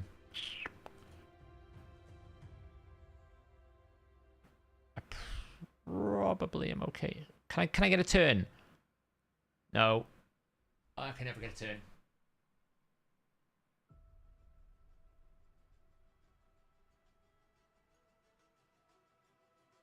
I'm never going to be able to get a turn.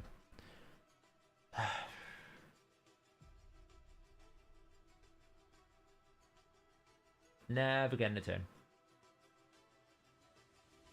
Didn't even get to take a turn. Great.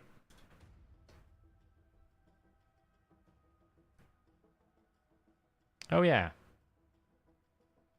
Don't know why. Give me a second.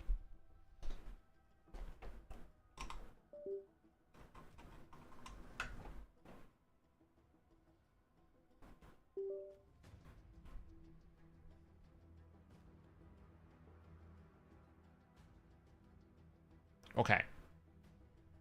Yeah, it's glitching, isn't it? Look. Don't know why. Hang on. I'm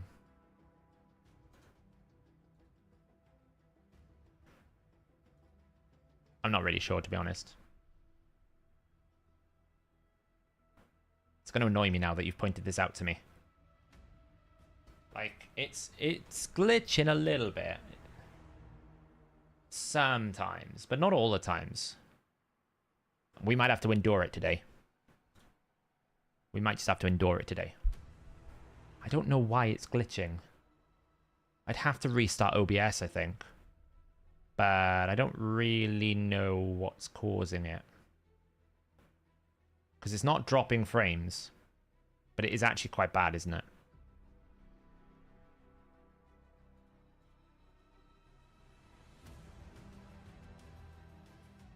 No, it's just probably my PC today. Probably.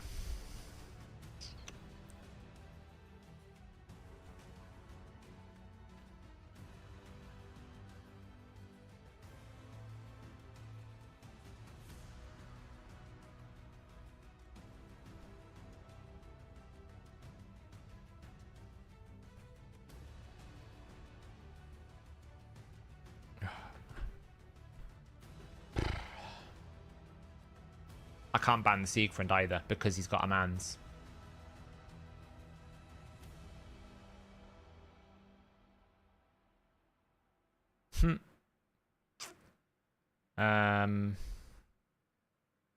Wow.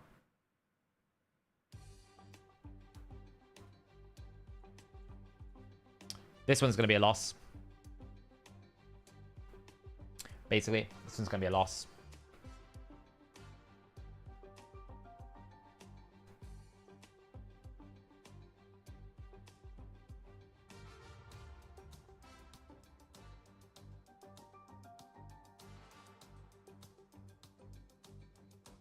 Yeah, it's still glitching. It's really annoying me.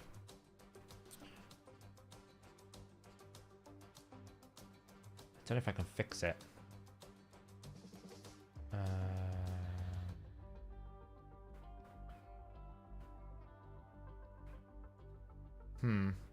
I don't know.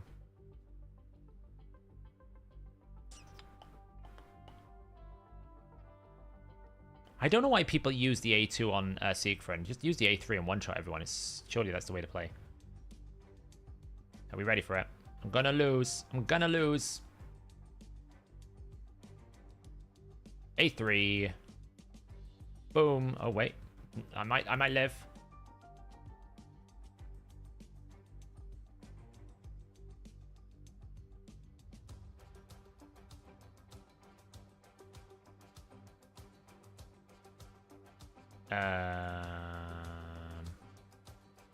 Let's try that.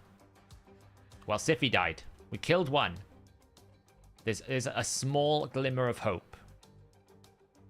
We're going to lose that. Oh, well, she's still alive. He's used his A3 now. He has nothing. It's whether or not, like, I can actually stay alive long enough. Because I don't actually have a revive anymore, which is the main problem.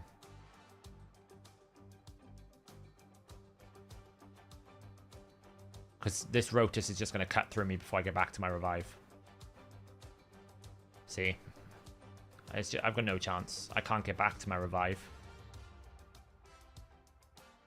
There's a small hope if I can, like, live through this.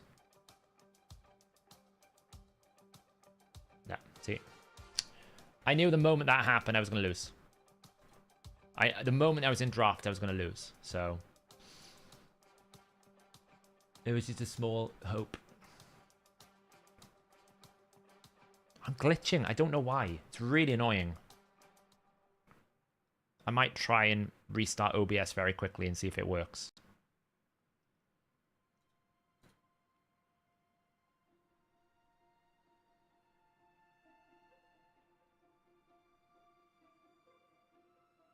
The like count you have to refresh, basically.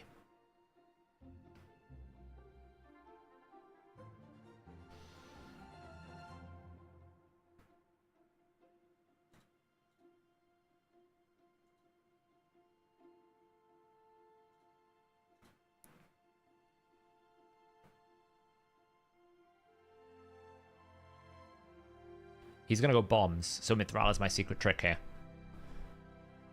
Basically.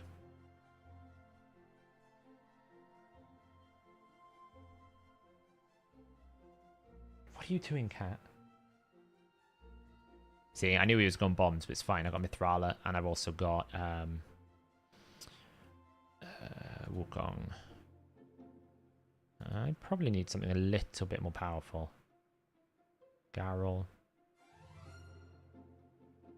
I mean, they've got they've kind of got affinities for everything, so it doesn't really matter who I pick. Just go with that, I guess. Does deflection set reflect poly from Armand's? It shouldn't do. As far as I know, it shouldn't do. And I'm going to take out the accuracy buff. Because 9 times out of 10, bombers are incapable of placing bombs on my Ancora unless they have an accuracy buff. If they have an accuracy buff, they can. But,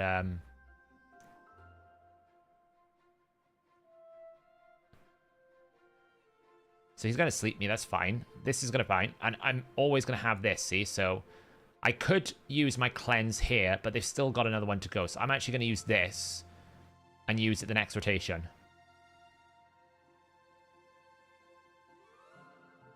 Like, what's he going to do here? You'll see, like, he will never land them on the other two. He might land it on those, which is, you know, fine. I can revive them. At this point now, I'm going to cleanse. And I can block revive one of them. And finish them off.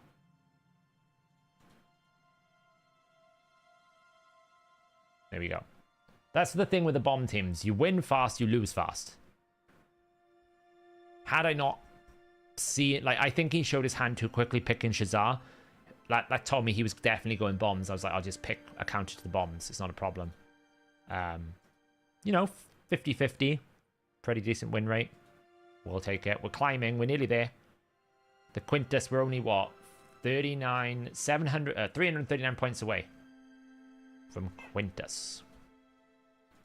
Do we have an area bonus yet for Hydra? No, we need another 300. Another 300, that's horrible. What? Right, I'm going to do an emergency restart of OBS. Let's see what happens here. 1 second. Brief intermission.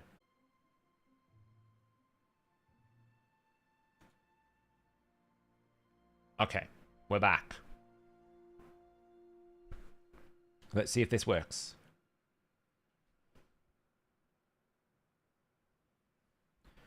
No, something must be running in the background. I don't know what it is. I don't know what it is, but something must be running in the background. Maybe this. Is that it? Nope. Oh, this is going to bug me now.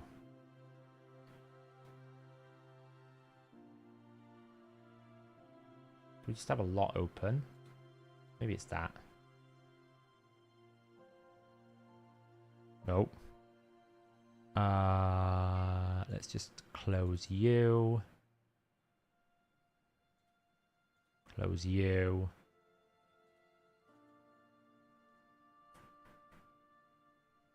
Yeah. Wow, player in play is driving up. Right, I'm just going to restart raid a second. Black screen of death. Still a bit glitchy. And we're going to pause this a second. I'm trying to determine where all the memory is going, because at the moment there's like 88% memory usage, which is very weird. Which tab is it that's causing this? This one, 767. I don't even have that tab open. Which one is this one?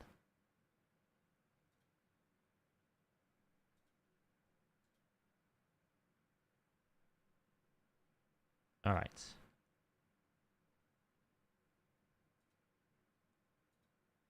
About chat.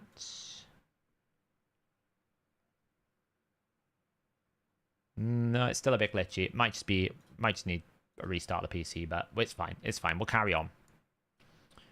We shall carry on.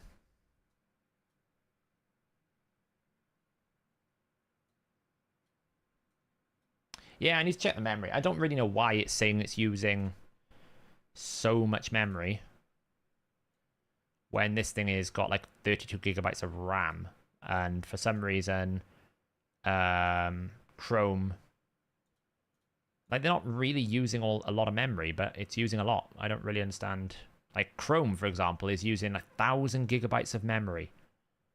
Right, actually, give me one moment. I've almost finished this. Let me close Chrome completely. Like Chrome is just eating memory.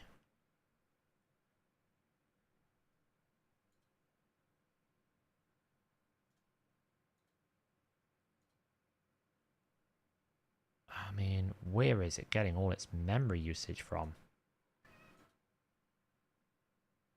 Wait, why have I only got that much memory available? Wow, this is interesting. Probably for another time, though. Let me get chat box back. For some reason, the PC is only allocating... What, 27 gigabytes of RAM is in use? From what? There's literally not 27 gigabytes of RAM in use. I don't know where it's getting that from. This is totally weird. We're having a little tech session here, one moment.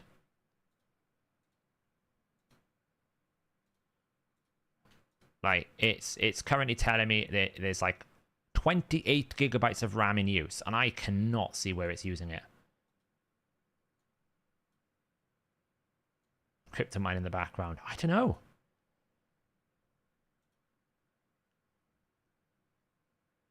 CPU time. Services. I mean, this is not going to tell me what I want. Details. Memory.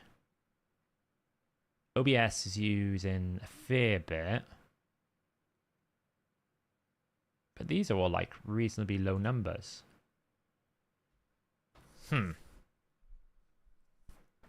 Well, no, because it's literally saying it's using 89%. So I've got like 32 gigabytes of RAM.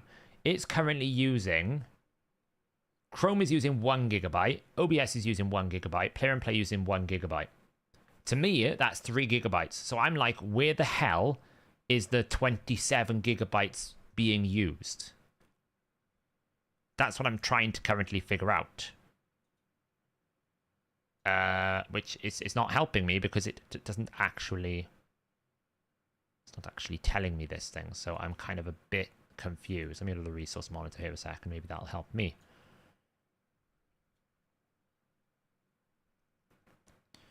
Memory. Memory, that's what I want.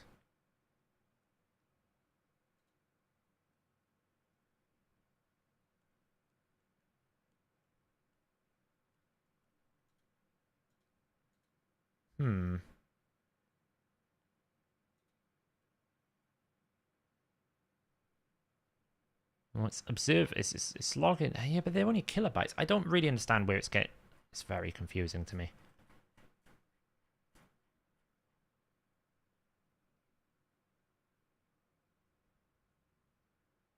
I can't really see it. That's what I'm saying. I don't understand it. Like, I'll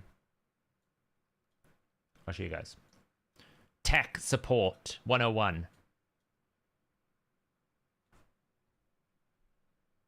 Let's hide this, for example.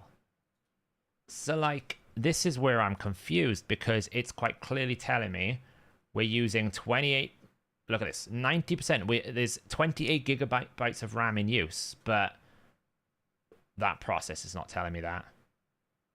Like, this is barely using anything. It's using 2 gigabytes. So I'm a bit confused as to what this is being made up of. And this doesn't really tell me anything anyway. 90% physical used memory. Like, the last time I checked, that was 2 gig. Where the hell is the rest of the memory being used? It's very, very confusing. Which could be why it's glitching a little bit, because the memory is like at max. But I mean, it's better now. No, it's still glitching a little bit. It's a little bit better. Yeah, so I know what's wrong. I just don't know what's causing it. I'll have to check it. Oh you think it's player in play? Let's have a look. Let me just restart this. We'll close this. I'll physically close player in play and see what happens to the memory.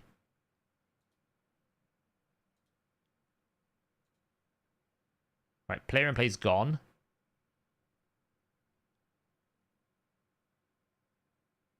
And the memory has not changed.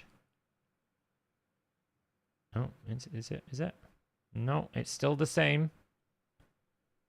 We're still at 26 gigabytes, even though nobody knows where that's coming from. So I don't think it's player in play somehow. Oh well. I'm sure it'll be fine.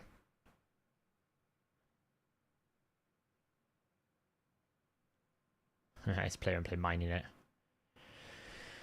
Buy a new PC. This PC is giga. I have no Google Chrome tabs open apart from YouTube at this point. So, like the chat bot. So it'll be fine. I mean, it might be a little bit glitchy. I'll check it tomorrow. I'll just restart it. But it could be that there's just some sort of background program that I've had open from when I was doing different things earlier, and it's just not, it's not cleared it off,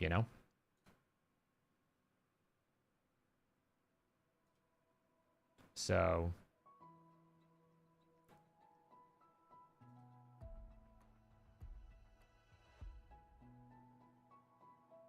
It just says it's loads in use, and I just don't really know where it's saying it's in use by.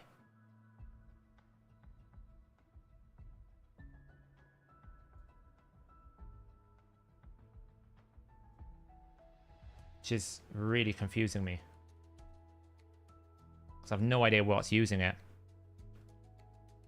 No, it's fine. I mean, the PC's normally fine. It's not been playing up. It's just the camera's glitch, and I just noticed it happened to be like super high memory usage, which seems very unusual.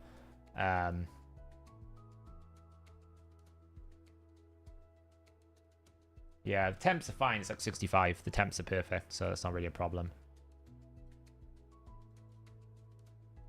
So, as I said, the PC's not misbehaving. It's not performing badly. The temps are great. Like, right now, the graphics card's at 43 degrees. The CPU's at like 66 degrees. The board temp is fine. So, right now, my AMD Ryzen's under very little load. So, the PC's fine, so. Oh, I did. I did render it. Did I render a video? I did render a video. Well, I opened a video editor. I didn't actually render anything. Yeah, I did render it. I mean, probably when I restart it, it will be fine. So maybe that's just the problem. That it's just it's got something stored up that it doesn't want to let go of. It's weird because normally you can see like where the memory is in use. It's not actually giving me in the resource monitor like it's obviously showing me the committed KBs, but it's not actually showing me like how much is being like where the megabytes and gigabytes are being used, if that makes sense. It's not actually giving me that information. So, but yeah, weird.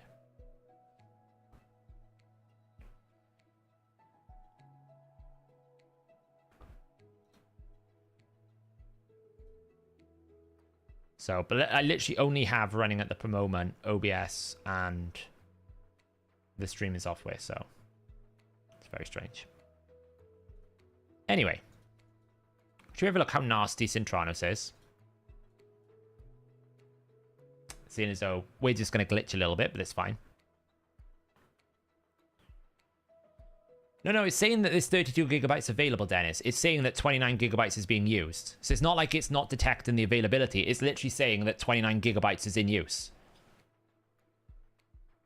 Like, that's what I'm saying is confusing. It's saying that there's significant amounts of memory in use, and I can't see what is using that memory, if that makes sense.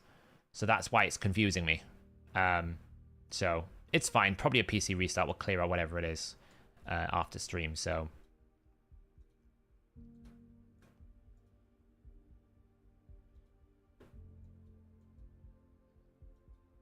Yeah, it's literally saying that there's like 28 or 29 gigabytes in use of RAM. I'm like, what is using it? I don't know. We'll see. Let's have a look then. What have we got? Stage 17. Okay. I must have done this one, so...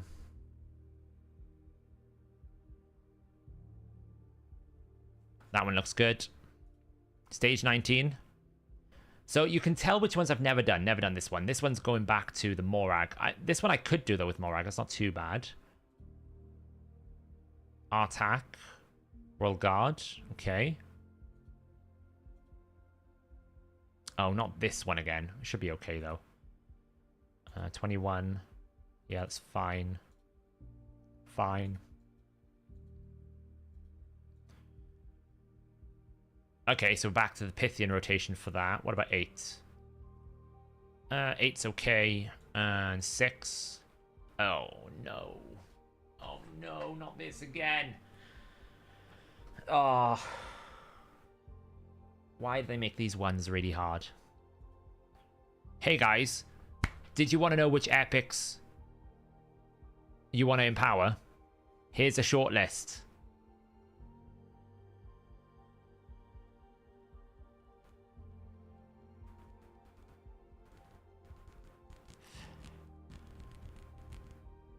It's probably going to be fine, though. It's just annoying. What do we got? S7. Oh, that one. Why do these epic-only rooms right at the start? It's really stupid. This is the answer to someone who's saying, should you level a Dark Elhain? Yes, you should. For this, you should. That's fine. We can whisper that. Yeah, it's fine. That's fine. The nice thing is, if I select it and I have a team, I know I've already done it before. Yeah, it's fine. So, pretty much... this one should be fine. Never done S13. Oh, God, look at that. Ugh.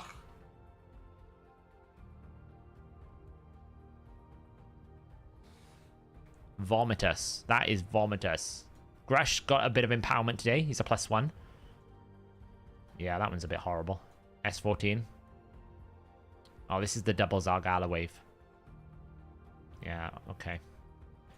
It should be fine. It's not too bad. What's Amius?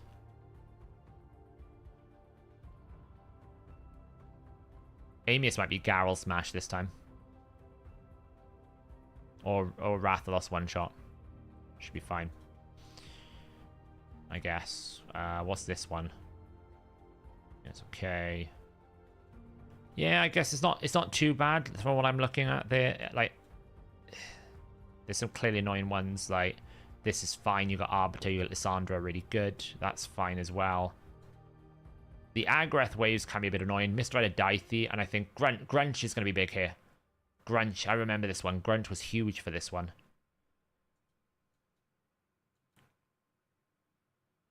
So... yeah, but what I meant is, if I've actually tried to do it, that means it's something I feel like I can do, or I've at least built a team for, right? This one's going to be about just keeping the Pythian alive, so... this one will be fine. I know I did this rotation. It's not a problem. Like there, for example, I've never tried to do that one, so it didn't work. Never tried to do that one, so it didn't work. So yeah. I'm a bit afraid to use the optimizer at the moment. Because of the memory. Do you know what? I am going to actually restart my PC. This is bothering me. I'm gonna stop the stream. I'm gonna come back. But if... am I gonna... It's gonna crash out.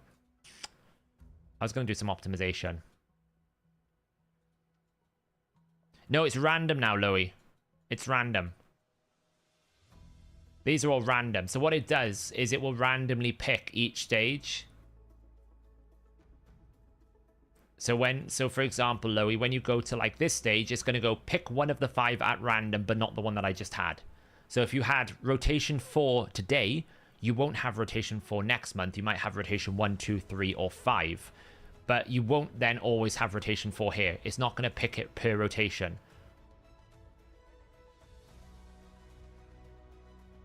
So...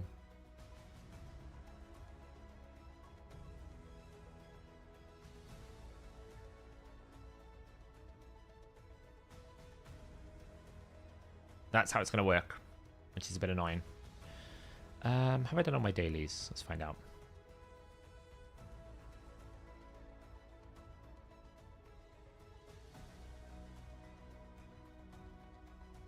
I haven't even beaten a campaign boss 3 times.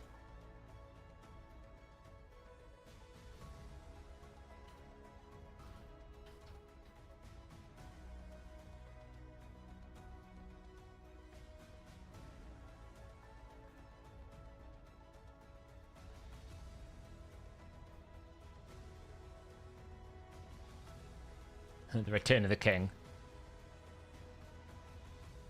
Yeah, it's picking one of the 5 rotations for every room. That's the best explanation for it, yeah. That's the best. That's the easiest way to say it. Each room randomly picks one of the 5. It just can't pick the one it had last time. You'll never have rotation 4 back-to-back.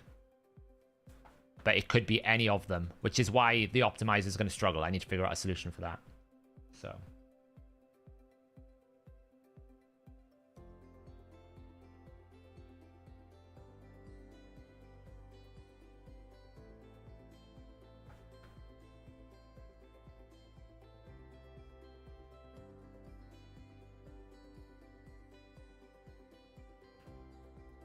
what's the 40 past dailies?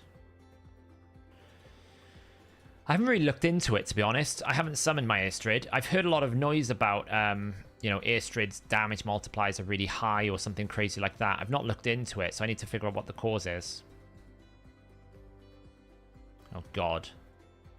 Rings of Power. I'd rather poke my eyeballs out than watch Rings of Power, but I will do it. See, this is how much of a Lord of the Rings fan I am. I know that Rings of Power Season 2 is going to be the most awful experience for a Lord of the Rings fan. And yet, I know I'm going to watch it. It's like I've been bought into the corporate greed of the world that we live in now. I know I'm going to end up watching it, even though I don't want to.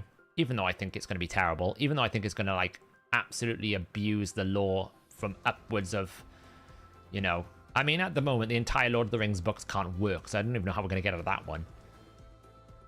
But I know I'll watch it. And it's pretty sad. I have Amazon Prime, so it's not really a problem. You know. Do you see they announced 2 new films, by the way? 2 new Lord of the Rings films. One of them's causing a bit of a stir at the moment because it's called The Hunt for Gollum. And there was a fan film that was made, like a fan fiction film, called The Hunt for Gollum. Gollum. And it's been on the internet for like years, literally like 12, 13 years. They announced the other day that they're going to be making a new film. Andy Serkis, the guy who acted Gollum, who did the motion capture, he's returning with Peter Jackson to make this Hunt for Gollum. But for some reason, some bright spark thought, we best take down the fan fiction. So they're having a bit of an uproar at the moment because they did a copy strike. They did a copyright strike against the fan fiction, and it's a lot of the Lord of the Rings fans are not very happy with them. There's also another unannounced film that they're doing, apparently.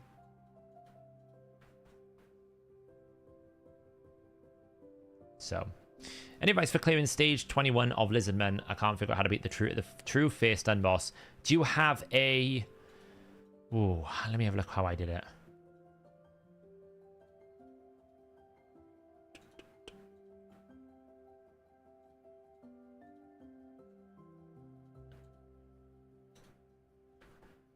Do you have 6-star champions?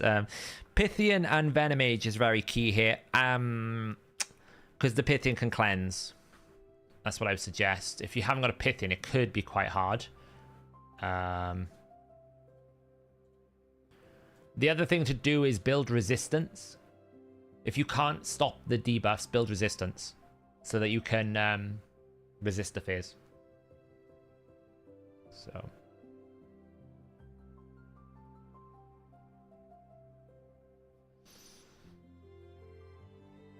I mean, the best thing about the Rings of Power was the visuals, honestly. That was the best thing. It looked amazing. The worst thing about the Rings of Power is they physically made it impossible for the current Lord of the Rings books to even work. It's physically, right now, Aragorn can never be born. Like, they messed up so much of the story that it can't even be considered canon, effectively. It's just, the Rings of Power is probably best described as the most expensive bad fan fiction you can find. Because whilst it might look good, pretty much the way that they constructed the storyline is bad.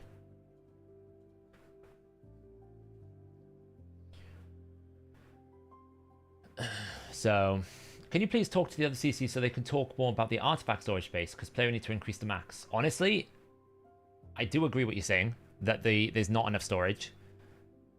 I don't actually know if increasing the storage is a good answer, or maybe it's worth removing some of the old sets or something. I don't really know how you do it, because like we've just got so many sets you need to keep for now. And that's probably the problem more than anything else.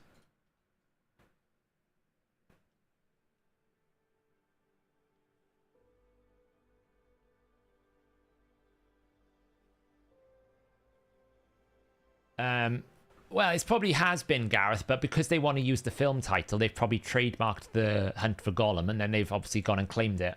So they have the claim over the name now.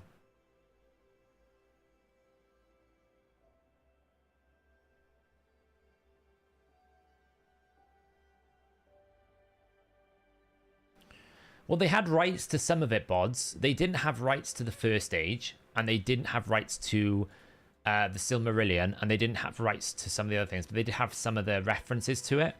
So they kind of did like implied concepts. So it wasn't that they didn't have the rights, they just didn't use the rights properly. So, for example, if you don't have the rights to talk about Morgoth, then you can't really talk about Morgoth. Because what they did was almost like hint at what Morgoth was, but never actually tell you what it is. So unless you actually know what the story in the First Age, they try to do little things like when the elves raise the swords, that's meant to be like a hearken to the Oath of Fëanor, when in reality it wasn't accurate. And then they had these things like, Fingalin and not Fingalin, what's his name? It's not Finarfin. I always mix up the names. Galadriel's brother was hunting Sauron, and then she was taking up the blade to hunt. The First Age elves never hunted Sauron. They hunted Morgoth. They hunted Melkor, the Dark Lord, the one who stole their light. They never hunted those. They never hunted Sauron. Sauron didn't make an appearance till late into the Second Age. By which point the High Elves were kind of fighting amongst each other and other things. Fingolfin, yeah, I always mix them up because it's Finrod, Finarfin, Fingolfin. There's a few of the others. Finrod as well. Like, you'll mix them all up. But they never hunted Sauron. So. But I feel like they're trying to like create this dramatic scene that the house fell on Isildur. I'm like, it's physically impossible for Isildur to be dead. So therefore, it's obviously not going to be that he's dead on that island.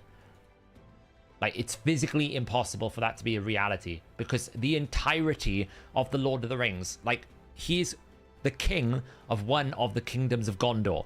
He can't be dead. It's impossible. I just don't understand it.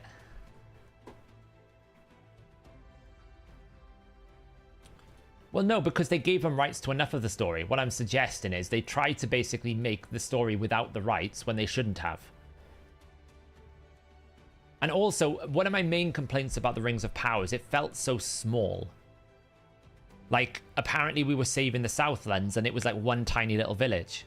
Whereas when you were watching them fight in Helm's Deep, it was like 10,000 orcs and massive forests and huge mountain ranges and, you know, the Rohirrim march, the Rohirrim charge on Minas Tirith. It felt epic. Whereas like, oh, we're going to save the Southlands is like 12 villagers in a hut. You know, it was just, it felt really small. Considering how much budget the film had, it's actually quite astonishing how small the world was. It really is. You know, they had £100 million budget and they basically made a tiny village.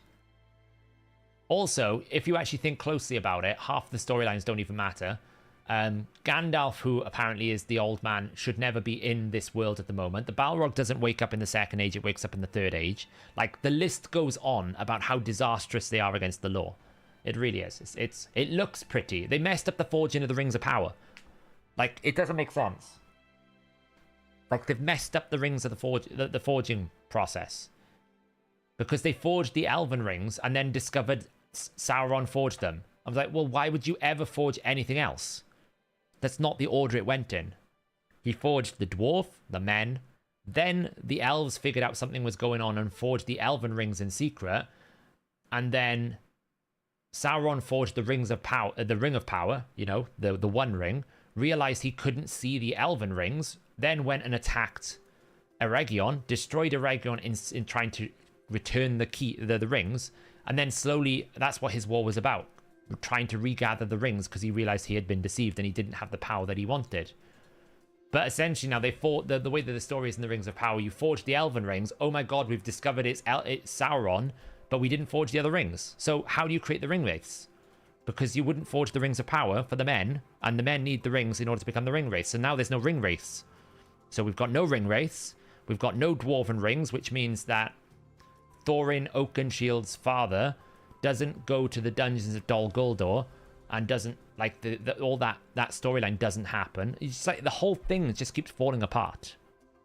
Because it's like we have no ring wraiths, we have no Gondor, we have no Aragorn, we have no, like, literally the entirety of the third book, the Lord of the Rings books can't work. It's like...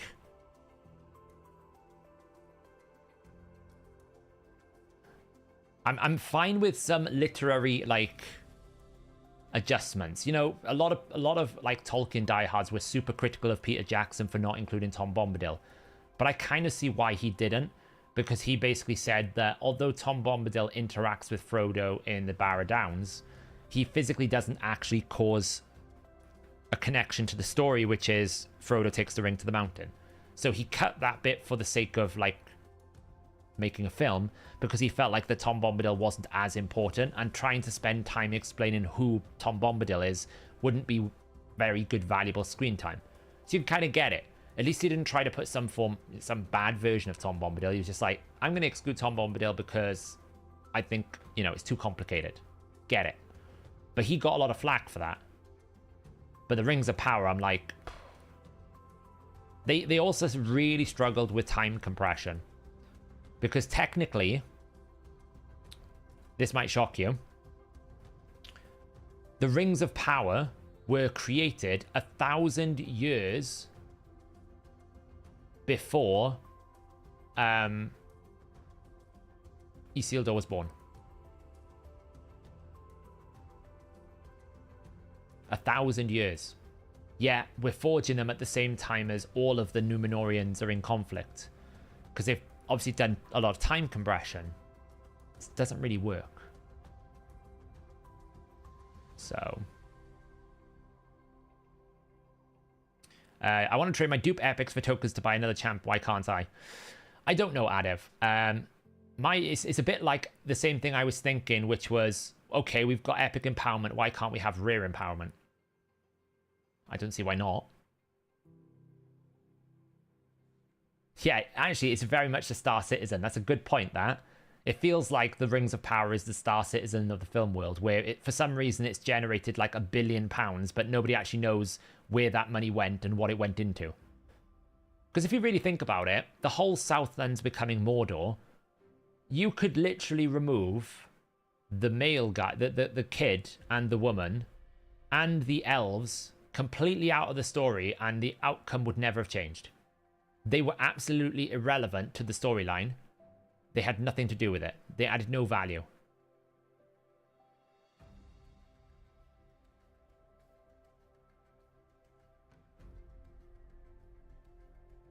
You know, they had those priest things. They didn't have any value either. Apart from just a big show off that Gandalf's here. And I'm like, why is Gandalf here? He shouldn't be here. The Astari don't make it to Middle-earth until, I think, the Third Age. Or at least very late Second Age. The only thing you get better on 21 is materials. And I don't need materials. I'm capped pretty much. So the only thing you get on 21 that's better is the materials, and I don't need them.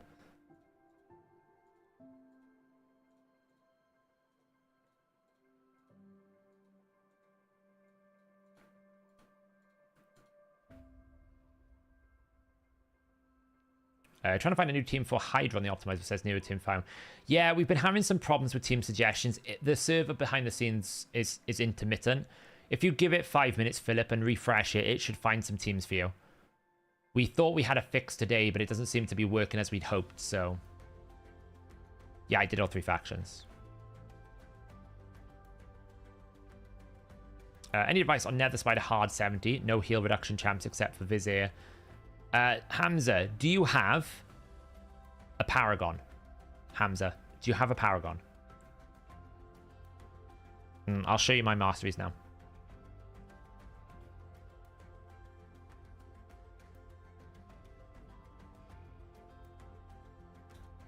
Okay. This is how you beat every difficulty of Nether Spider. Yeah, level 40 should work. You might just have to stack a bit of survivability on him, but level 40 should work. Okay, what you do is you do this, okay? You create a team setup. You basically tell Paragon on round 3 he doesn't use life shackles, yeah? And what you do is you take your Paragon and you build him in the most terrible, crappiest deflection set you've got. Doesn't even need to be good deflection set. Look at this. I've got like, what's this? Like a crit damage glove, you know, some resistance, pretty cool. We've got like 5-star gear.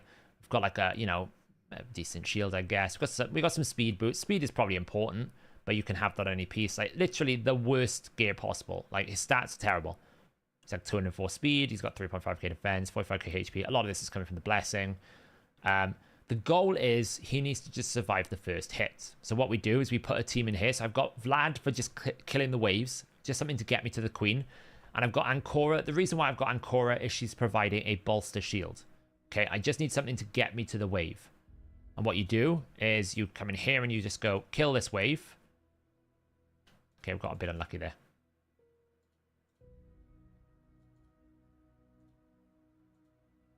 So kill the waves. Okay. Let's do this.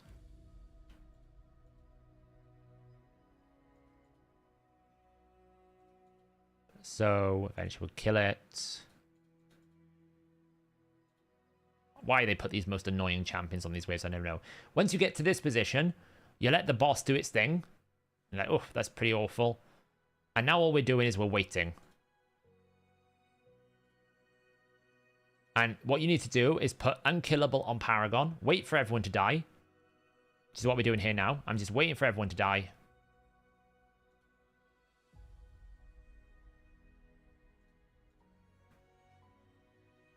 Nearly there.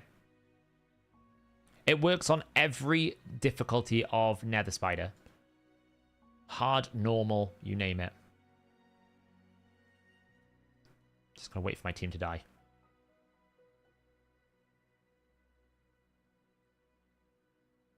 Okay, then you put auto. And now what you do is you go get your cup of coffee in the morning, you sit back, you put your feet up, maybe watch a TV show. Because what's going to happen is every time the queen attacks you, 20% of the time, you're going to reflect the poison. But also, you can deflect the debuff extension. So watch the poison bar here. When you attack, right? So when we attack here, it's not quick, but it's reliable. It's 100% reliable. You'll never struggle on any wave. I look like Merlin from Excalibur. He is Welsh, is he? I don't really know. Just make sure you turn off his A3 and tell him to use A2 all the time. Yeah, it takes like 25 minutes or 26 minutes, give or take. And it literally works every time, right? You'll see now, look, poison goes on. And we just sit here and we watch back. And I could literally sit here and do this, and it will work every single time. It's not the fastest, but it's the most gear-free system you can do. See, look, I've just put poison sensitivity on it. because I can deflect the extension and the poison sensitivity. It's not just the poisons I'm deflecting everything. But this works on every single difficulty of Nether Spider. It's the way I go, because now that Stultus is actually built for Arena, he's not able to survive. But it's perfect. He'll never fail. Like someone said as well, if you can't keep him alive on the first hit, just bring a reviver, revive him, and then go again. And the reason why I like this over other things, a lot of people said you can use Geomancer if you want to speed it up. You can, but I can literally throw the worst deflection gear on my Paragon. He doesn't even need to be 60. The only reason why I 60'd him was to try and speed it up. What's the minimum speed? Nothing, Matthew. He's always under unkillable. He doesn't need any speed. You just need to keep him alive. He needs to be able to take a turn to put unkillable on himself. You need to wait for everyone to die, and then he doesn't need any speed. The only thing is I tend to put him about 200 speed so he does take a turn. You can speed it up. You can do other things. But for a lot of people, I think this is like the most gear-less intensive build you can do. You don't need to put anything on him. Just put a simple deflection set. Make sure you can take a hit. Get the unkillable on him and just press auto. I know there are other faster strategies. I'm not saying that you can't use something like Geomancer or Sun Wukong or other things. But, you know, if people are struggling with it, it's far better just to do this if you've got him available than to try and try and do it with other champions. That's the thing. Do you really want to build a team for it? Probably not. This is easy. Is there any cheese for Eternal Dragon? You can't finish 120 hard. I can show you how to do it. Yeah, this will take you 20 minutes, but you can see it's working.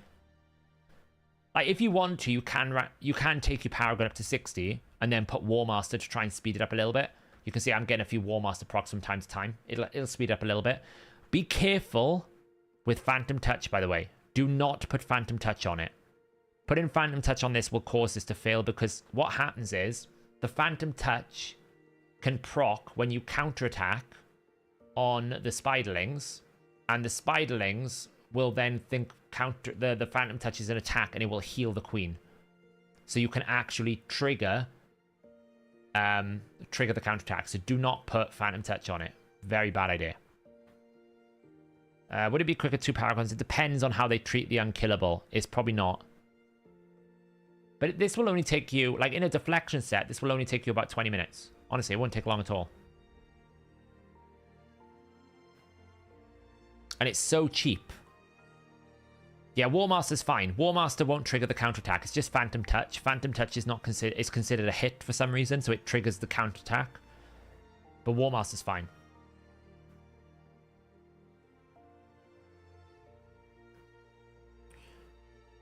Yeah, using the Helior.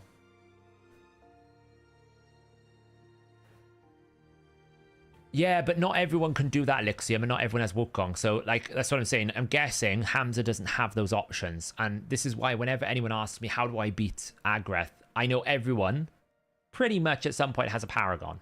Like, most people will end up having a Paragon. So it's like the easiest and less gear-intensive option. There are much faster teams.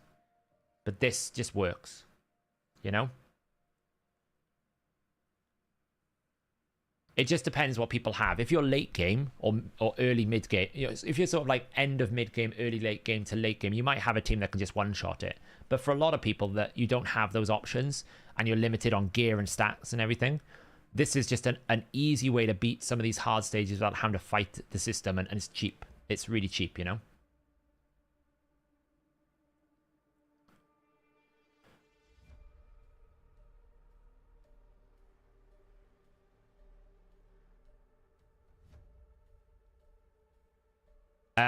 I'll show you the build now. So I'll stop this here because I don't want to use my key.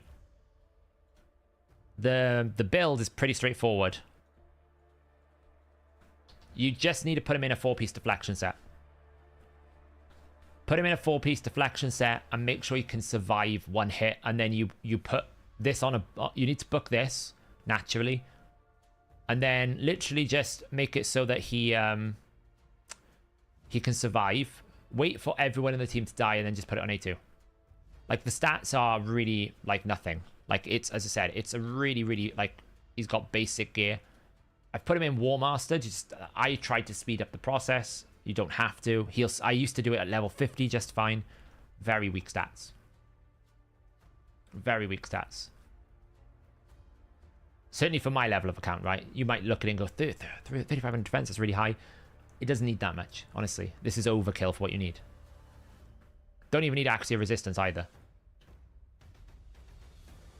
Yeah, you just need the 4-piece, yeah. And this doesn't require accuracy either, so you don't even need an Axio Deflection set. I've got mine in Survival Instincts, but Blessing doesn't really matter either. Now, in terms of this, a lot of people struggle with this. If you've got Martyr, she is very, very good for this. But the key thing you need to build this for, right? To make this work. To make this work, you need an A1 decrease attack, okay? You need someone who's got a basic A1 decrease attack. Now, the one that a lot of people go to is this. Very good option because you also get some sustain healing. That's a very good option. You can do Narzana if you want as an A3, not so great. Ideally, you want it to be an A1. Like, he is very good for it because he's got the A1 here. He's also got AoE HP burn. You could do Rector Drath. You can also do Tyrell. Okay, A1 decrease attack because you need to keep the boss under decrease attack at all times.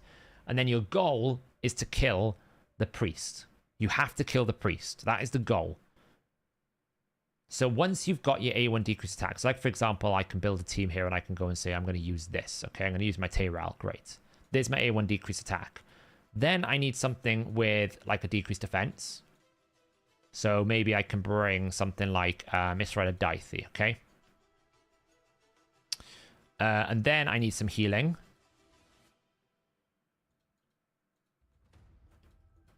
Okay, so you can have different options here. I'm trying to not use legendaries, just so there's a clear option. You could use a Gwyneth if you wanted to. A Doom Priest is not a bad shout. A Nia. An Ugo's not bad. Demitha's pretty good. Like, I can use my Demitha. And then all I need then is something to help me kill the boss. So you could, if you want to, go max HP. Like, if you wanted to, you could use a Newt, right? Let's just assume you've got a Newt. Where is it? Where is he? Well, let's just assume you haven't. Do you know what we'll use? We'll use a Royal Guard.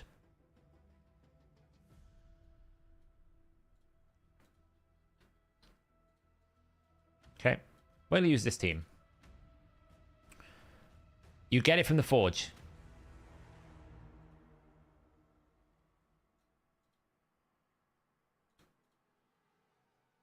So we're going to kill the wave.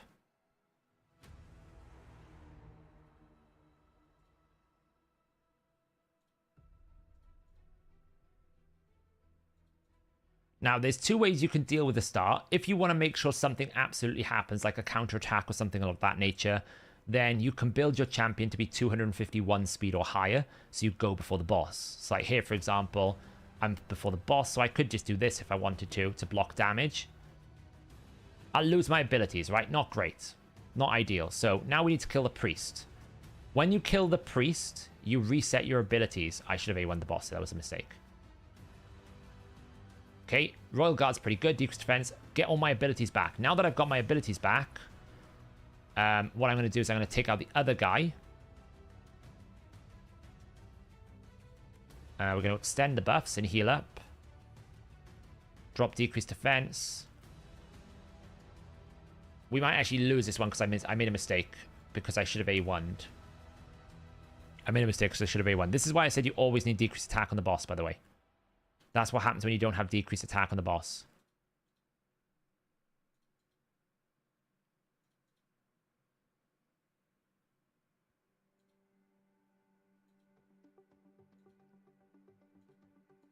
Let's get through this.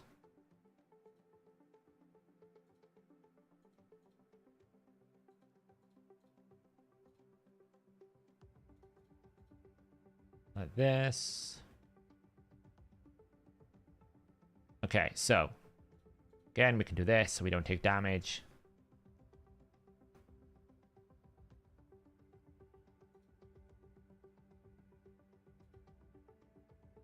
That's what I should have done the first time. That was the mistake I made. Royal Guard's pretty good because he's got an A1 decreased attack as well. Decreased defense. Right, the priest is gone. Now we can get an extra turn. And you want to take out one of the guards. You can leave one of the guards up, but you absolutely want to take out this other guard. I'm going to do A with decreased attack again. I can put this black on. Because of that heal, right? That's why you always want to try and take two of the guards out.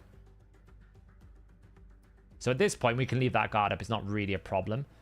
So what we want to do is get back on the boss. Get a decreased attack out. Okay, we didn't. So this is going to hurt. Kill this other one off now. Kill the priest, reset our abilities. Then we can get on the boss here. Might as well try and take out that other warlord.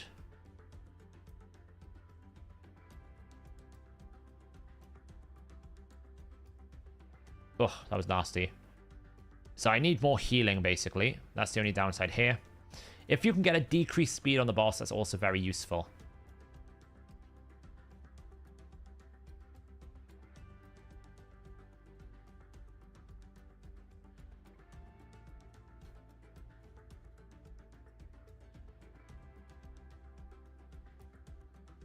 Unfortunately, I killed the priest too quickly. I made a mistake. You always want to use the priest to reset your abilities when he locks you out.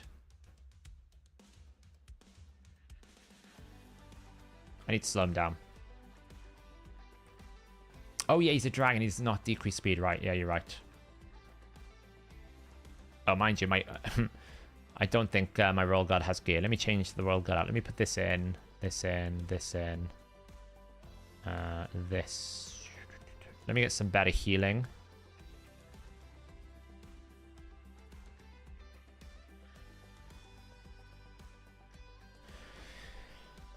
Who's a better healer? You could use a Godseeker Neri.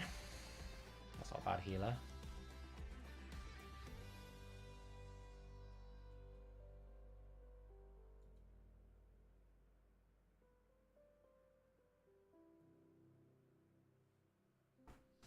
Let's put our Godseeker Neri in. And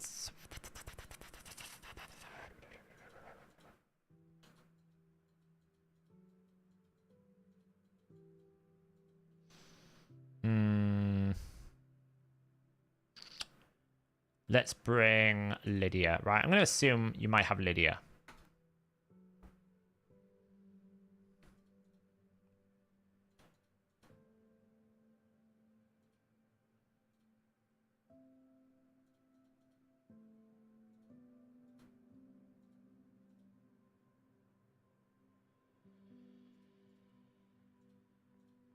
Okay, Doom Priest is taking a lot of turns.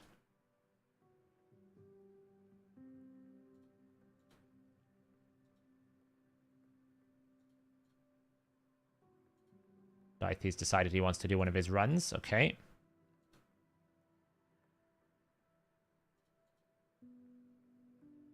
So we'll take some damage here. It's fine. Get Duke's attack out, which is great. Let's just start proccing some damage over here.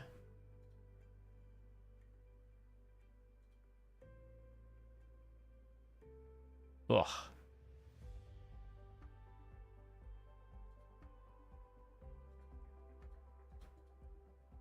Got to kill this priest as quickly as you can. See, if you can't kill the priest, then it's that's the main issue I'm having at the moment. Just trying to kill the priest. Once the priest is down, see, we get our abilities back. Now we can actually set up.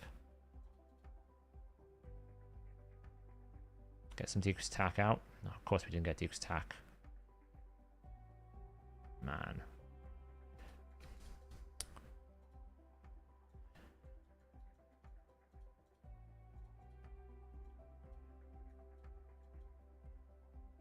I just need a better healer, basically. It's because I'm trying to think about champions I've got that's healed, that's like an epic, that I know that is accessible for people that I've got built more than anything else.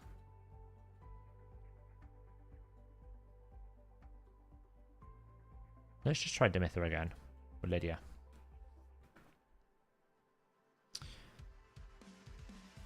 Yeah, Scarab is all about a poisoner. You pick the way you beat Scarab is you find someone who's got poisons, and then you put them in regen, high resist, and that's how you do Scarab.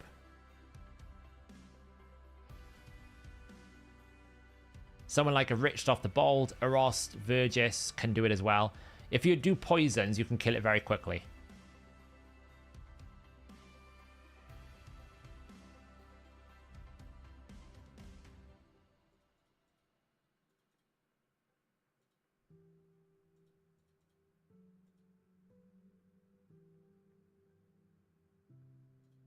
Okay, so we do this again.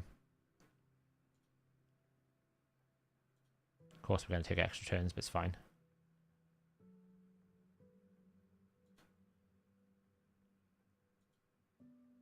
I did a mistake again.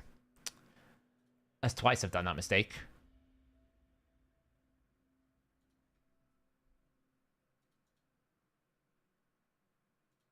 Is it worth using the Void Ray and the permanent fusion to increase Irrigoth's cooldowns? Probably not. It's not the best usage of it, so...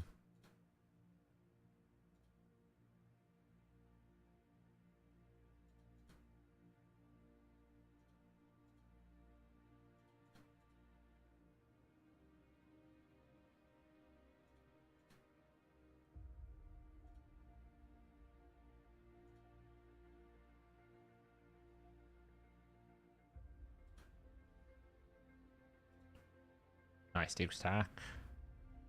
Wow, we still lost him. I mean, he's glass cannon.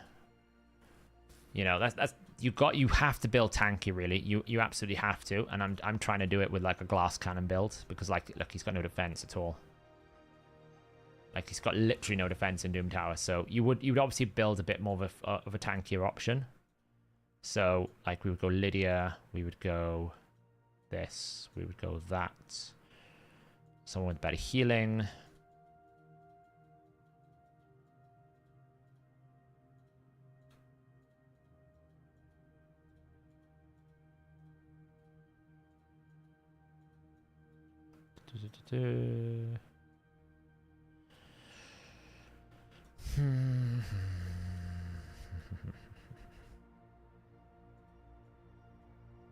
Use a Vogoth, I guess. I don't even know if my Vogoth's built.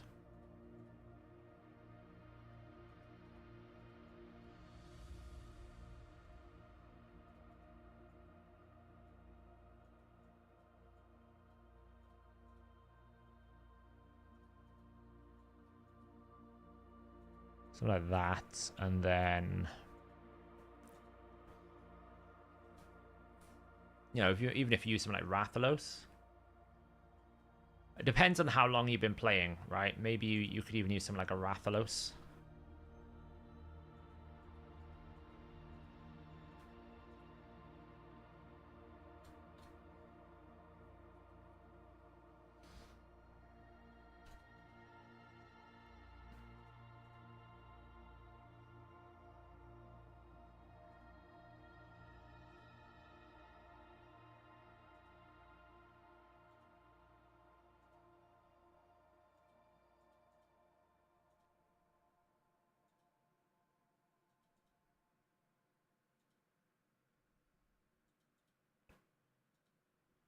Yeah, the missions are always done backwards. They're quite annoying.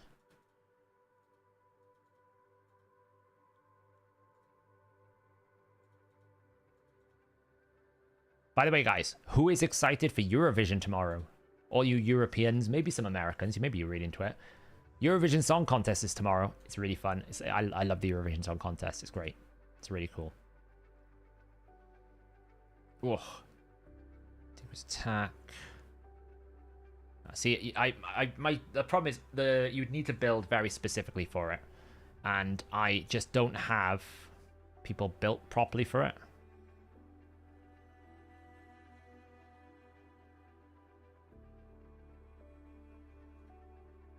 We can get that back because now this is what you need: is Lydia's strength and buff. We can probably knock some Termeter off you.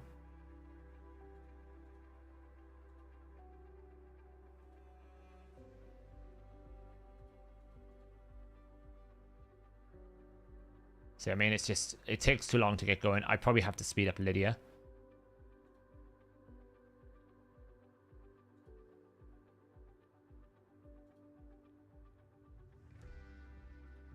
We're keeping it going, though.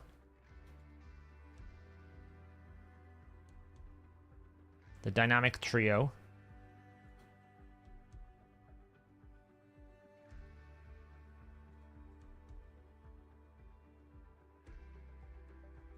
Kill the priest. Reset your abilities.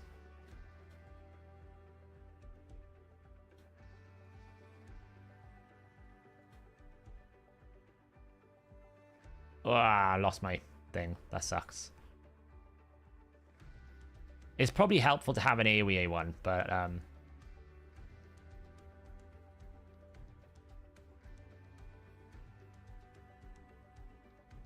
you know, I mean, the way that I really use Martyr more than anything else, because I make Martyr go first to put the increased defense up. That's where it's failing. You need someone to go beyond before the boss takes a turn. If you have someone that goes before the boss takes a turn, you can basically stay alive permanently.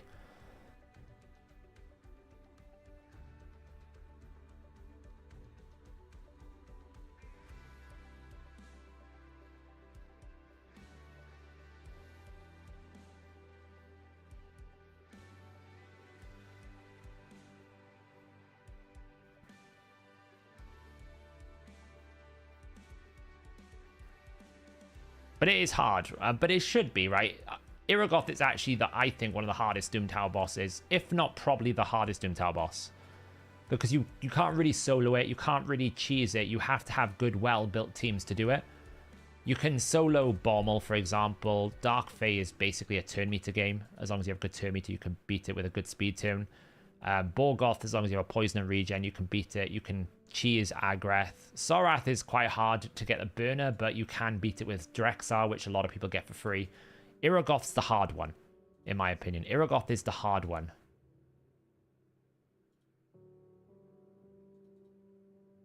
Yeah, you can use Toxic Set instead of Deflection. So you see here, when I get to this wave, because my... obviously I can open with this, that helps. But Martyr goes before the boss, so I get this.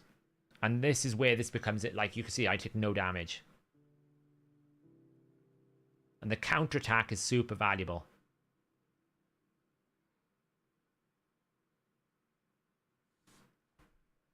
So, like, you'll see I'll just kill this very quickly.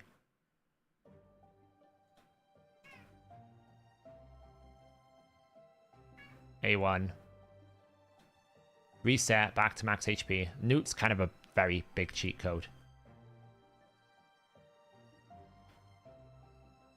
But again, the boss hit me, so what do I get? All my AoEs. So it just helps me chip away at the boss. Yeah, the counterattack and more, I guess more the increased defense as well is a big deal.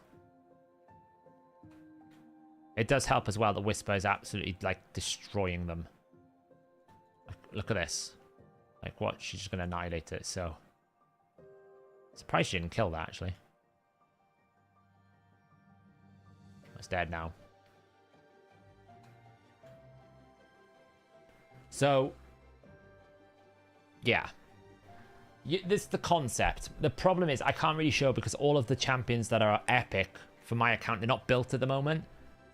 So because they're not built, they're not able to survive the first hit or they're not fast enough. If you build whoever is, like, for example, if I built Steel Skull to go before the boss, I'd have the increased defense up. The boss doesn't hurt as much. So...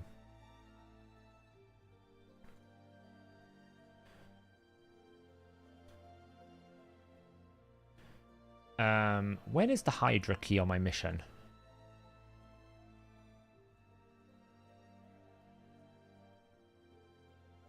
See, the reason why I haven't done Hydra is if I do get a very good run on Immortal Souls, then this is done, this is done, this is done. That's over 3 days. That's done, that's done. That's done, that's done, that's done. So I'm kind of leaving Hydra to the last minute in case I get a run on these and I'm able to do all the Iron Twins, because I don't want to be delayed any further than I have to be. But I can do like 1 or 2. We're absolutely tanking this week. We're not actually pushing at all.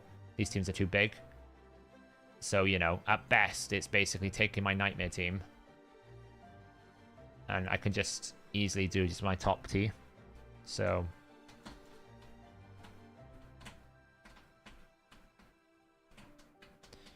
let's go kill its head.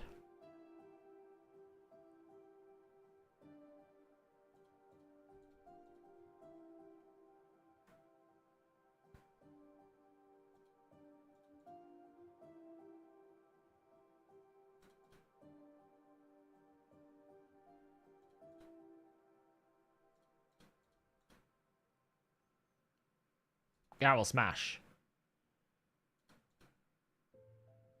They're gonna burn me probably. There we go, nice.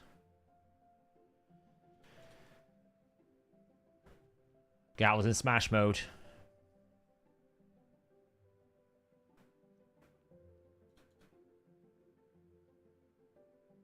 Pull the Chamfer. Chamfer can solo some bosses, and he'd be very good for some Sintrano stages if he pops up. So, yeah, the priest resets your abilities, so very valuable. Ideally, you always want the boss to like do his thing when there's like only one priest up. So when he does his reconsumption thing, he won't heal and stuff like that.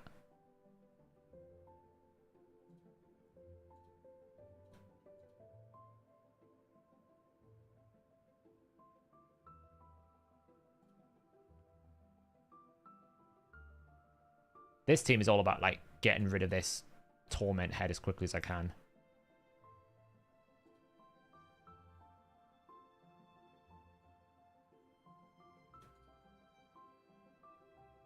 Once I get a 4-star Michinaki, this team is going to be much stronger. You get so much from 3 and 4-star with Michinaki because you get the defense bonus and the crit damage.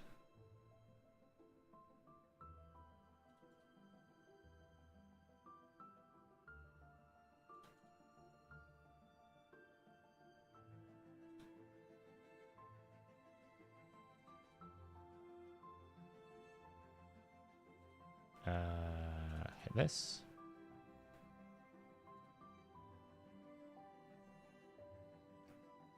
Glycad is basically better than Duchess, worse than Feral. That's the best way I can describe it. Better than Duchess, worse than Feral.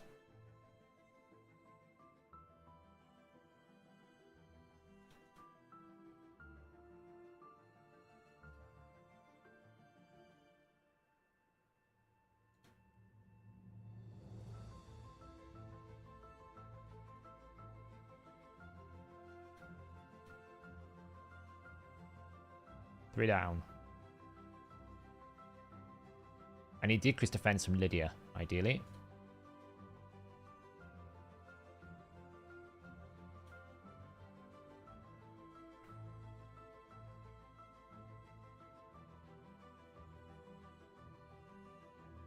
There we go.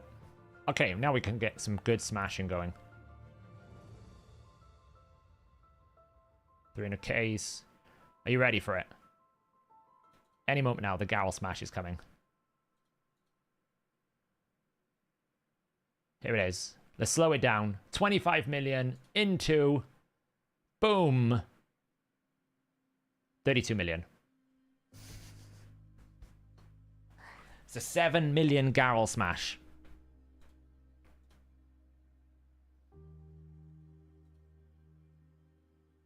Wait. Does that buff duration have new text? Why is it saying boost turn meter times 2? What does that mean? Did anyone else see that? Boost increase buff duration times 2. Boost turn meter. What the hell is the times buff duration times 7? I'm so confused. Boost turn meter times 3. What does the times mean? Timesing what? What am I timesing? Am I doing it 3 times?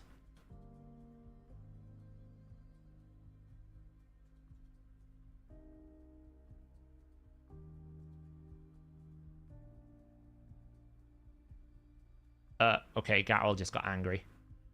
But I gotta kind of stop now. So that's the only downside is I overcapped my damage a little bit. Okay, I got it. That's kind of a good quality of life. Honestly, they've done a very good quality of life thing with those. I think Garl kind of smashed the competition there. Isn't it stupid we can 1 key in 3 minutes? But anyway, it's too much, so it's too much. Does debuff transfer to attack need accuracy? To remove it off yourself, no. To place it on the enemy, yes. Unless it says the transfer is unresistible. So you can get rid of the debuffs. You don't need accuracy to remove them from yourself, but you need accuracy to place it on the enemy. Yeah, Trunda can do it in seconds, I know. I never play with sound. That's...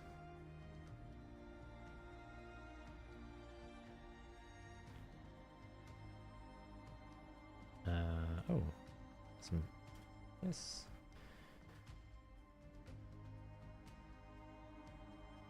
Yeah, I know, right?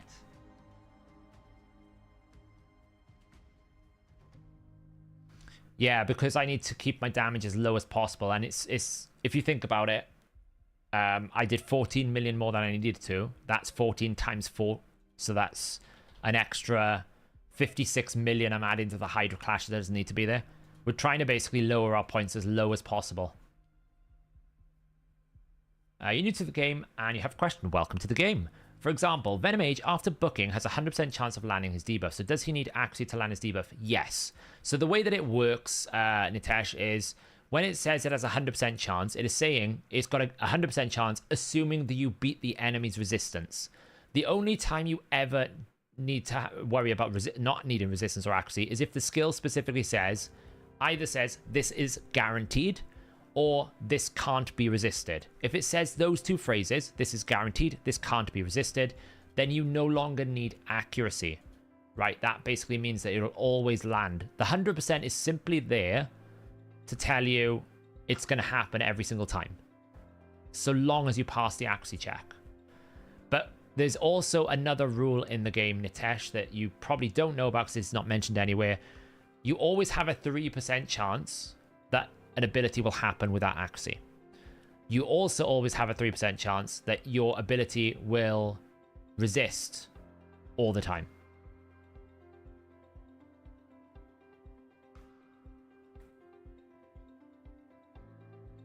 Yeah.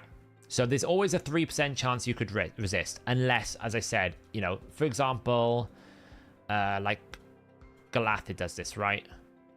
Where is it? This one, right? No, which one is it? No. No. Which one of them can do it without accuracy? I can't remember which one it is. It's Carnage, I think, right? No, that can't be removed. Here we go, right. Here's a good example, okay? So he's going to attack one enemy. He is going to be placing a seal on the target for 2 turns. It's saying this debuff cannot be resisted if the target is 50%. If you see this phrase, this cannot be resisted, that means you don't need accuracy. But if it doesn't say that phrase, you do. And even if you have enough accuracy, you can still 3%. And what we mean by that is there's a 3% base chance that every time you place a debuff, it resists.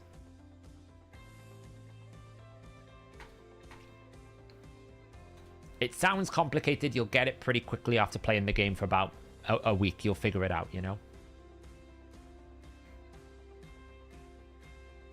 How much damage you go as a clan on your push week? On push weeks, we can, like, I can hit 5 or 6 billion at the moment.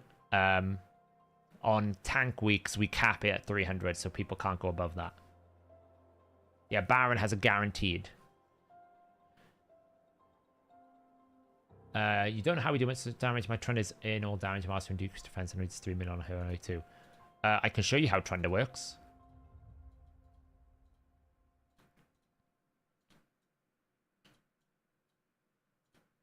Okay, so. Oh yeah, and don't forget about weak hits. Yeah, if you weak hit, which means that, say, like you're a force champion and you try to attack a spirit champion, your weak affinity, there's a 35% chance you weak hit. If you weak hit, debuffs don't land. So, how do you make Trunda work? Well, you do this first, okay?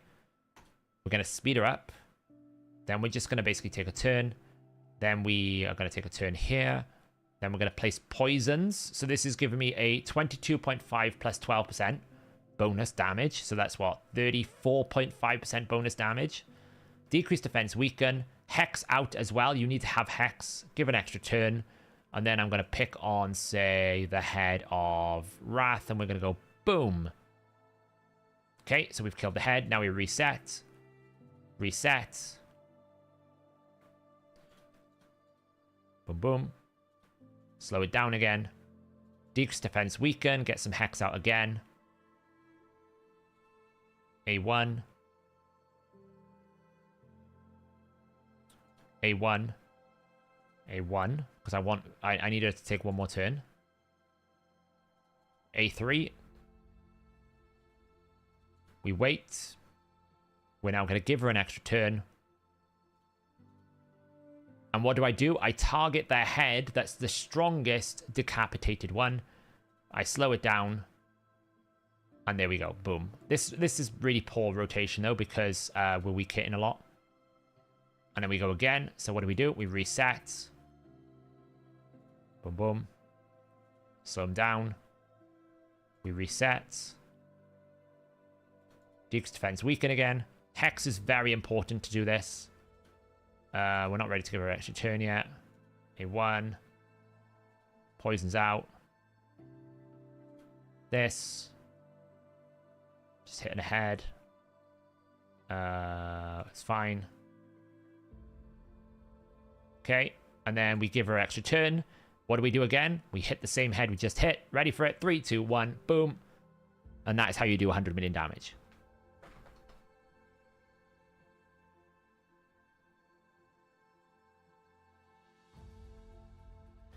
Saf, after this supersonic 9 piece is a good choice. Yeah, you could do, because all you need is attack, right? You need attack and accuracy, criminals, so that could work.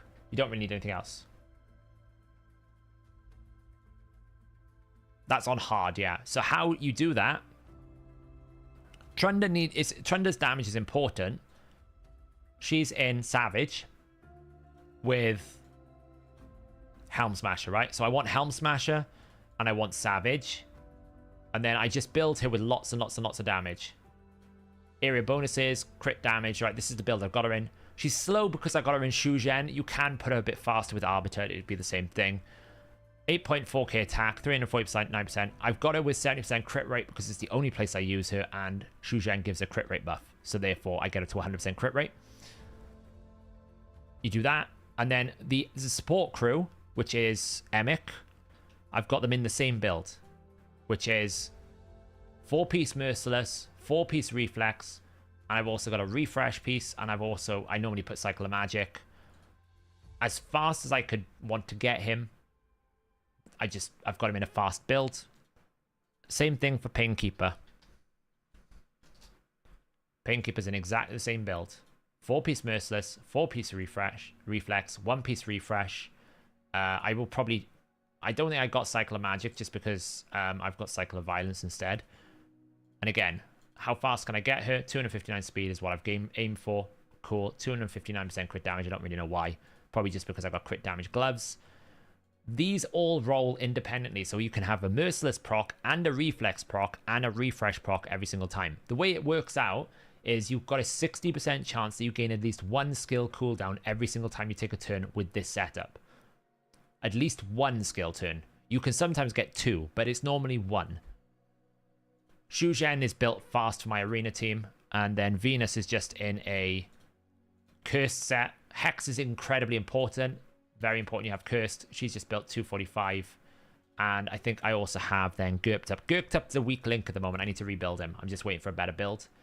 Gurptup is ideal in 9 out of 9 protection. I'm just waiting to get some protection access. Like I've got 1. I don't know if I've got more than... I don't think I've got I got a protection amulet. I think I don't have the banner. Oh, I can do it now. I've got the banner.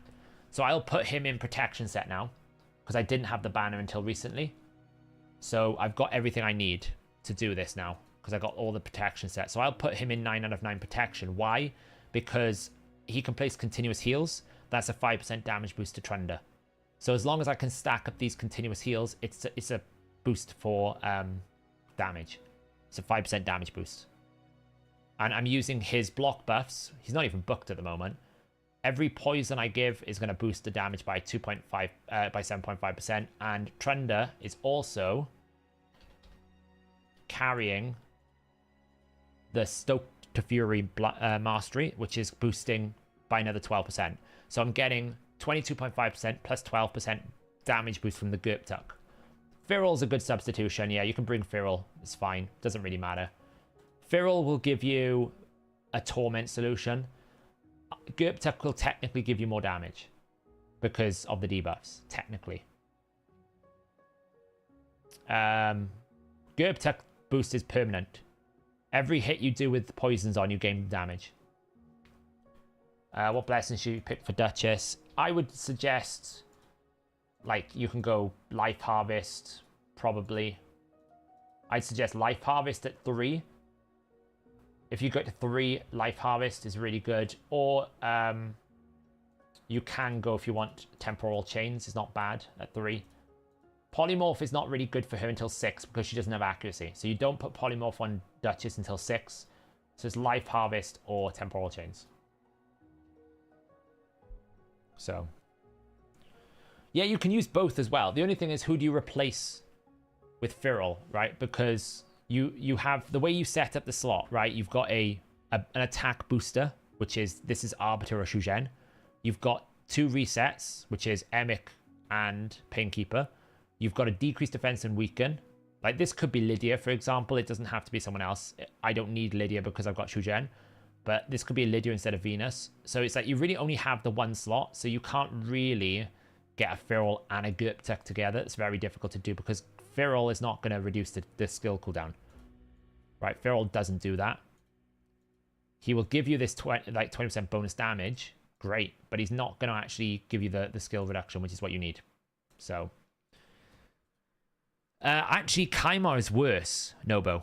I would suggest that Kymar is worse than this setup. This setup here, if I actually had a stronger Trender, I could push even higher with this setup. The only thing that slows this down is the Trender's not 6-star. If this was a 6-star Trender, I would be pushing up to Nightmare with this team. Easily. It's a damage breakpoint that I can't reach at the moment because it's only 2-star. I don't have the crit damage bonus. I don't have the crushing rend. If I had those, I would be doing Nightmare with this team, and I think it's better to do this. The reason why is you get so much rotational aspects to your cooldown. If you did Kymar, you can't reduce his reset ability. So yeah, you get 1 reset, but then you have to wait 6 turns. Where this, I pretty much have their A2 and A3 back all the time. How much accuracy do you need for that? Check the stages tool. If you go to the website, you can grab the stages tool.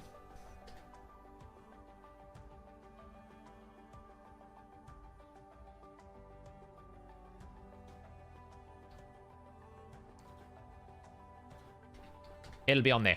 Okay. You can't reduce the cooldown, Nobo. You realize the reflex isn't working. You realize reflex doesn't touch his cooldown. I'm almost certain of it. The refresh, I think, maybe does, but I don't think, because the refresh doesn't reduce the cooldown. It resets. It like stops it. But I'm almost certain that Kymar's can't reduce its duration with reflex. I could be wrong though. Maybe the set does work. I know the skills don't. But maybe the sets do. Refresh does, yeah. Refresh will. I don't think you can use reflex though, right? I could be wrong. I know for a certain you can't reduce it by a skill. So maybe it's a skill parameter that's the check. So maybe it's like skills that lock it out, not abilities. Which if that's the case, then this build's pretty good for it. I've not really tried it. You should move it away from Instinct and move it over to this. Instinct's a poor option, Nobo. You should get the Merciless. 4-piece Merciless, 4-piece Reflex will be better than Instinct Reflex.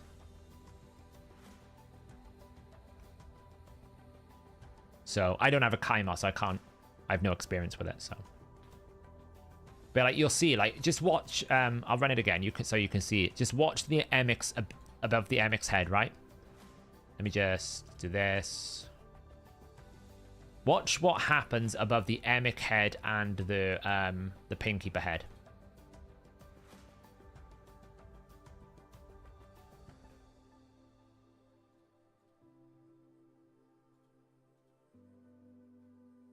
Damn weak hitting, honestly.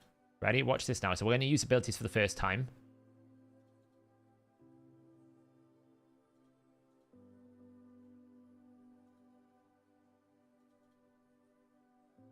Okay, this is not going very well.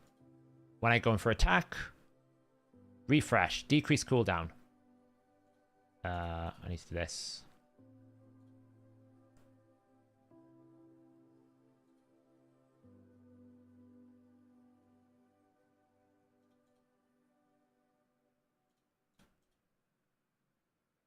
Let's try again. There we go, it's better. So watch how many times I reset the abilities with these now.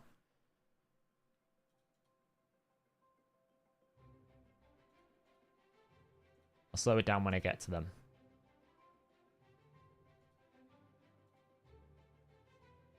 Didn't get a proc that time. Oh, damn, I made a mistake there. Didn't get a proc that time. Super unlucky, as I'm trying to show this off.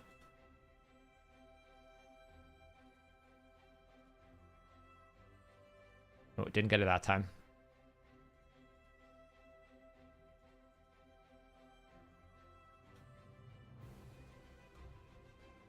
There we go, one proc. So I got a proc there. It's basically a 60% chance every time I take a turn, I'll reduce the cooldown.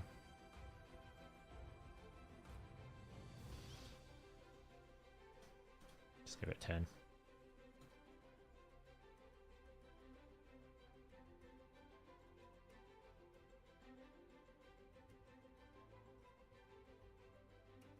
Let's see if I can get it again.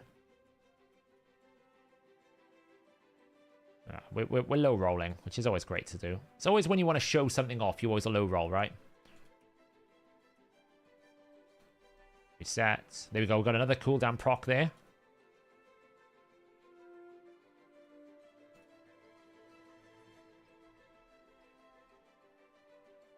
Painkeeper is just like low rolling to hell and back, which is great.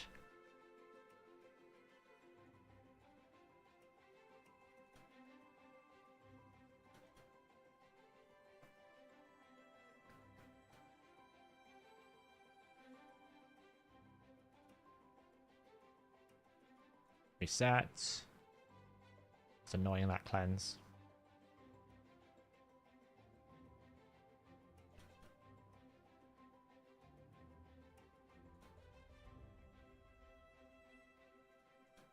So I'm down.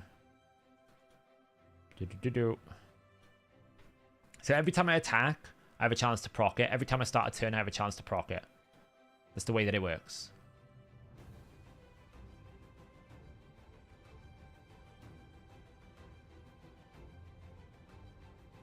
It's just this rotation is really bad. She had a refresh there.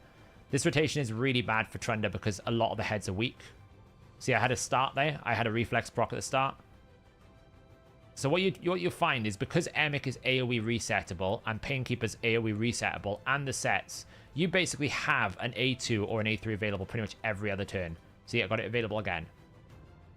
This allows me to do this, do some damage.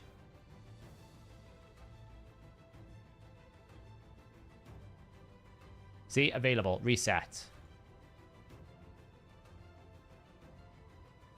We'll just give it a boost here. One more turn and I'll have it available. So that was basically a 2-turn cooldown.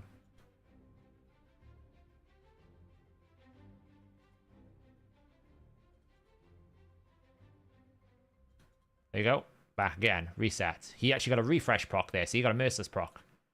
It was either merciless or refresh. They have the same icon these days. So it's very hard to know. It's a weak hit. Of course it was. There we go. Decrease cooldown. That one doesn't mean anything because it's about to be off cooldown anyway, but sometimes it can.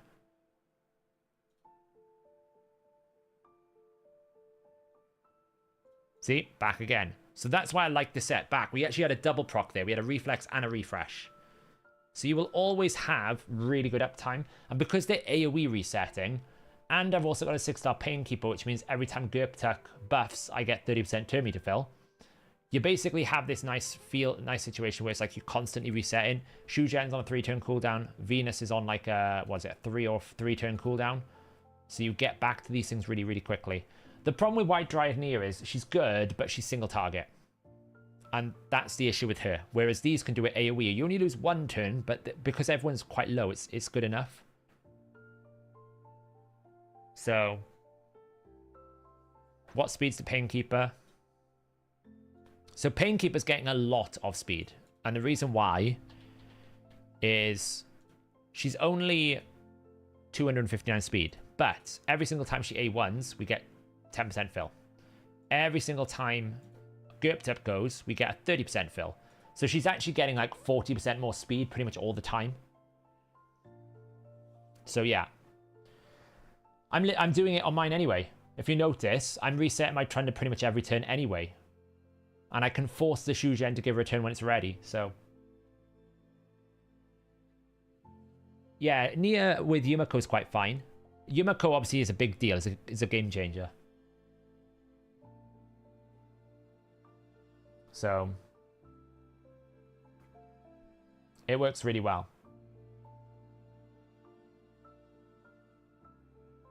It's just very difficult to get Nias to work on their own.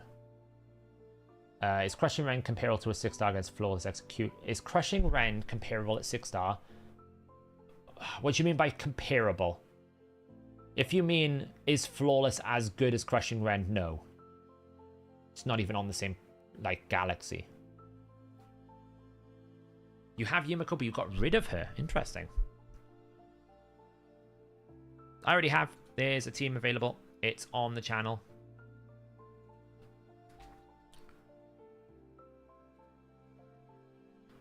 I'll get the link now.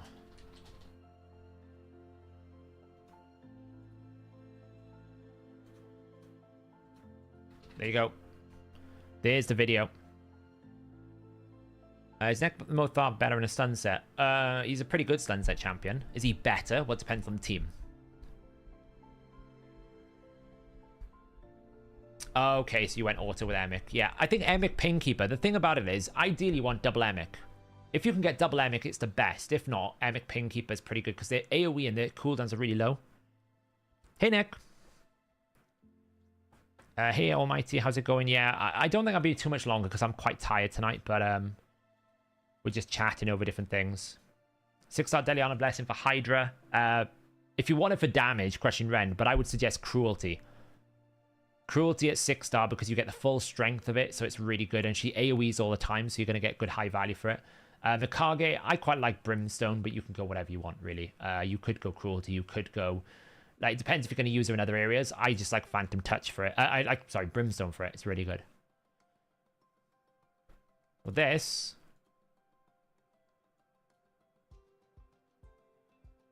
Do you know what I did, Green Virus? I summoned 230 Ancients, and I went in here, and I went 1, 2. I just brewed it. I did it all in brews, because I needed to clear up space, because I had no space to summon. So I had to burn the rays that I was summoning to make space for the summons that I wanted to do. That's how I did it. No, in PvP, can Ren do a job of Flawless? No. Flawless is going to be stronger. Well, it's probably about the same. Because typically a Cruel set is very similar to a critical damage set. So they're probably about the same. It just depends on how much Ignore Defense you have total, for example.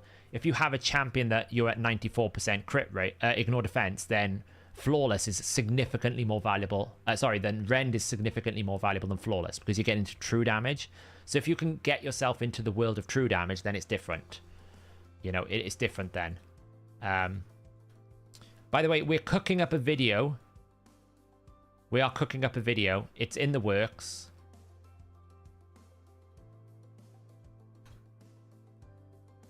We're cooking up a video. He's in the works. I need to build him. I was going to build him tonight, but I don't want to do it because the PC's acting a bit funny, so. The summoning video will be out tomorrow. I did get some legendaries. No, I had a load of ancients saved up. I had about 880 ancients saved up, so I just picked up a few extra ancients. I had a lot of them saved up, so...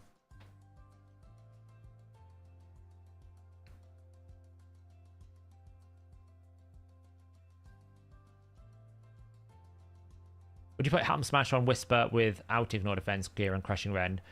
Not without Ignore Defense gear. I would with Ignore Defense gear.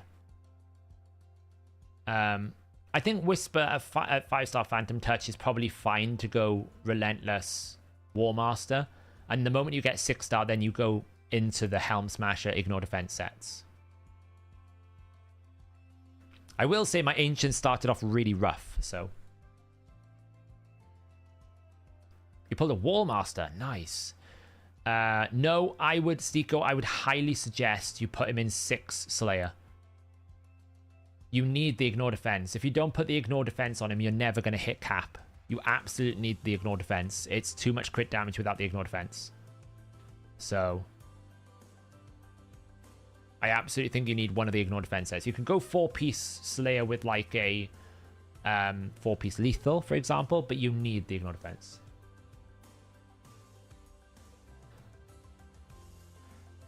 Yeah, I think Rend is probably a pretty good option in PvP if you have no better options, right?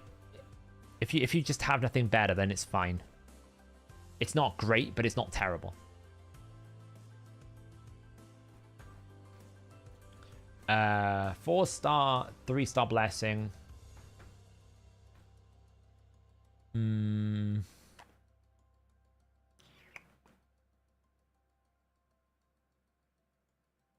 I mean, probably Life Harvest. I wonder what the website says. Let's have a look. What did we recommend?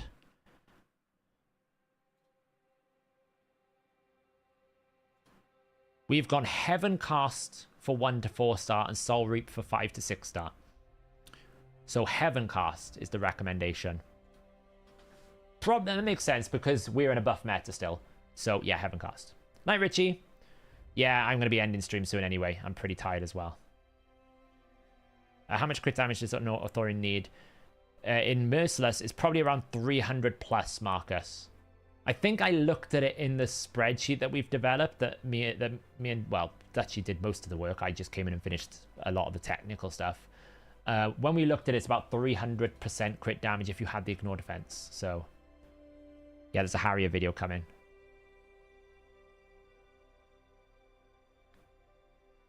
Yeah, don't use block Phantom Touch. I mean, Phantom Touch is pretty weak on an AoE champion as well. Unless they have a passive block revive, you should never use Phantom Touch. Yeah, exactly. Short King's got it dead on. If you are within 6% of being true damage, then Crushing Rend is going to do significantly more damage than any other blessing. So, yeah, we're going to be building a Harrier here. He's a new content piece. I'm really curious to see how well it's going to work. I have no idea if this is going to work. But I know this is a topic close to the heart of Ash, so I'll be summoning Ash to the video when we get it. So that he can see it. Yeah, I know a lot of people keep saying to me, Ash did a +4 Whisper before you. I'm like, I don't even have 4 Whispers in the vault. Mainly because I have 2 fully awakened Whispers. But, like, I've done one of them. You know, I got my first one in.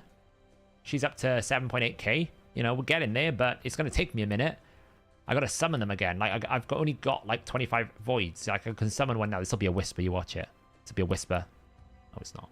Ooh. Rough. It's a Huntress. Rough.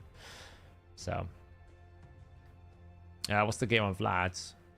He's just in a Savage crit damage. He's in, like, this weird build. He's 251 speed. He's kind of like what I would call like a PvE generalist build. Good amount of accuracy, crit damage, can cover most content. I throw him in places where I just need to clear content, so. Do you know what? That's that's a great question, Almighty Dobie. Let's have a look, shall we?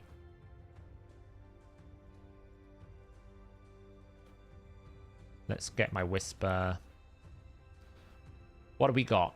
I mean, the biggest problem is these accessories are very strong.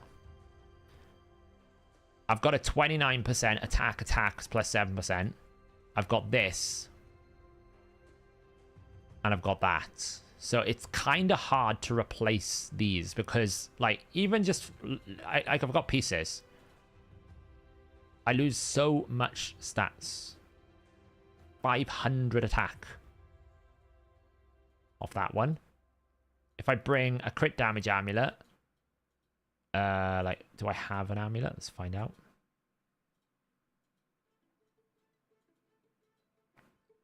Like, that's the only one I got.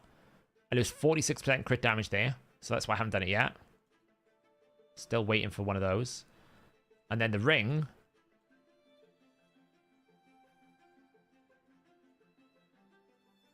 I'd lose 840 attack at the moment. But it would probably be, what? 600 attack. So I'd lose 1,000 attack at the moment. It's very difficult.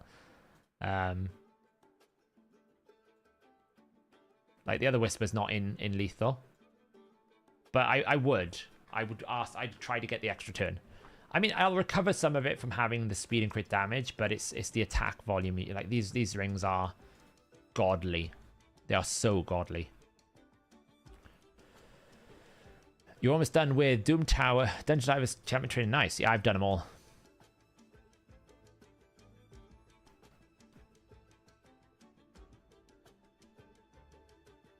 You destroyed it by mistake. Ah, oh, no.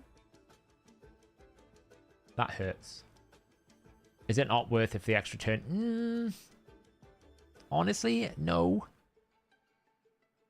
You got to remember, extra turns are not all what they're cracked up to be. I need to hit minimum damage threshold, so kind of no. Like, unless it's going to be worth it, I'm not going to do it. But I'll eventually get the accessories to do it, and I will switch it over. It's just going to be when I get those accessories. You know, at the moment, I just don't have them. I've not been very fortunate with those Merciless. Like, compared to Rathalos, for example. Where is Rathalos? It's up here somewhere. Like, he's been quite lucky with some of these. I've been able to get some pretty good accessories. Not the best, but not the worst. But again, I'm not going to sacrifice this ring because it's too good. But I've been able to get some pretty good Merciless gear for Rathalos. You know, that potentially is a good replacement ring if I wanted to push him. But he's not actually in more than this. He's in the super duper get me back to my ability build. Because I only want him to use A2 and it already ignores 100% of the target's defense anyway. So, like, I basically put him in Hydra team. He's in my brutal team at the moment. He's in this team. And his sole job is to A2 over and over and over again.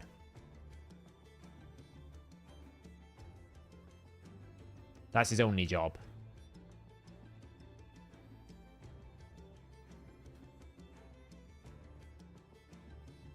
This team, though, I need to figure out a solution for this Wrath Head on the right. It's so annoying.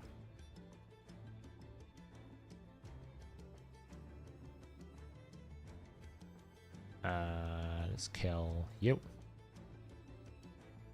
So this only job is this. Go in, do that. And then all I want to happen is I want to get him back around to that ability.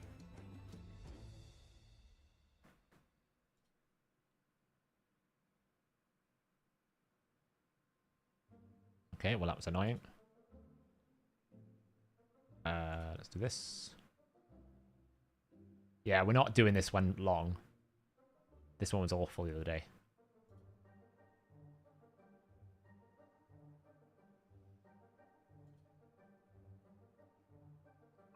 See, I got decreased cooldown there. I probably need to figure out like a block debuff solution in here to stop this provoking so that I don't power through this so quickly.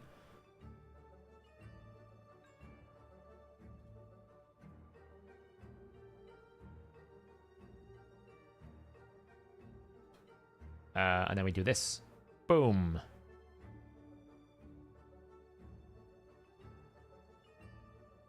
I did increase the tankiness of my Padraig after the disaster class that was the last stream. So he's a bit tankier now.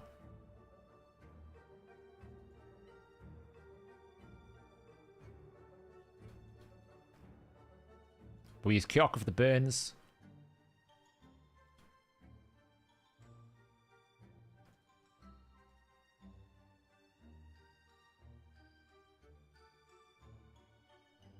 And his job is to always just get back around to the A2. That's all I ever want to do, is constantly A2. So that's why he's not in any sort of 6 out of...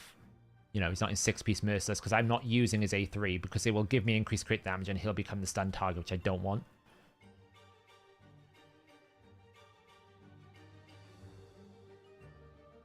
We tried to do this over and over again and failed, and then it didn't really matter anyway, because we got, like, billioned by a Trunder team. And we do, boom, 1.1. So the combination of Cycle of Violence with Merciless, Reflex, Refresh means that his uptime is really, really high. Like, he has significantly high uptimes. And he also gets resets from Padraig, which is really big. So all of these combinations means that this team is built around him constantly just doing this. Boom. 3 million. Because you can see once it happens, you get a lot of damage. I'm still building it up, though. I'm refining the team. Hopefully we get a reset again. Oh, we got a reset on Kyoku this time. It's not the end of the world.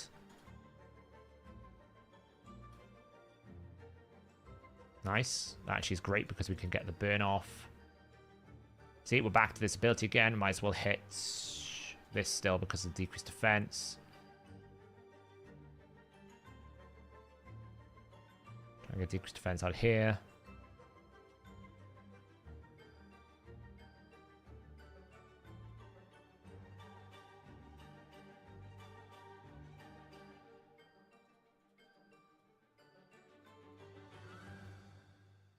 And really, all we want to do is keep constantly pumping damage. What doesn't have weaken? I don't think you do. So again, we're back to Rathalos. What has he got? His A2. Cool, let's go. Full. Boom. 1.8 million.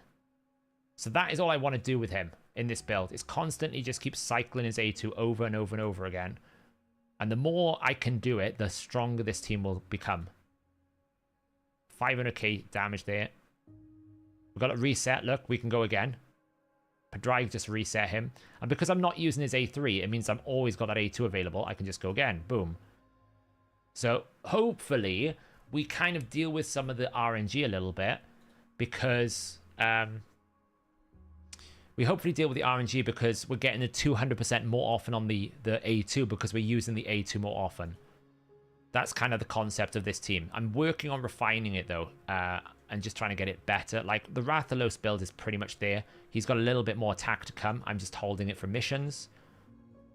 But it is very much about the Kyoku builds and the Padraig builds that I'm still refining. Like, you can see Kyoku here. She's got a Provoke build, but it's not... like, it needs to be fully ascended. Once it's fully ascended, it will be great. Right now, it's kind of, like, halfway there. In terms of, like, Padraig's build... Again, we're waiting for missions, so he's not quite there yet. When he's there, he will be much stronger. I put more defensiveness into him to keep him alive, because that was the main issue I was having last time. He was just dying too quickly. So, yeah, well, no, because you need someone to set up the decrease attack, right? Kyoku on her A2 will place burn if there's already a decrease attack. So Nekmo is actually providing the decrease attack on his A1 so that I can burn with Kyoku. So you need someone, ideally, with... decrease attack to replace him, and ideally as well with decreased speed. It's very difficult. Very, very difficult to replace. I can open it up to more people here. Like, Krisk is not a bad option.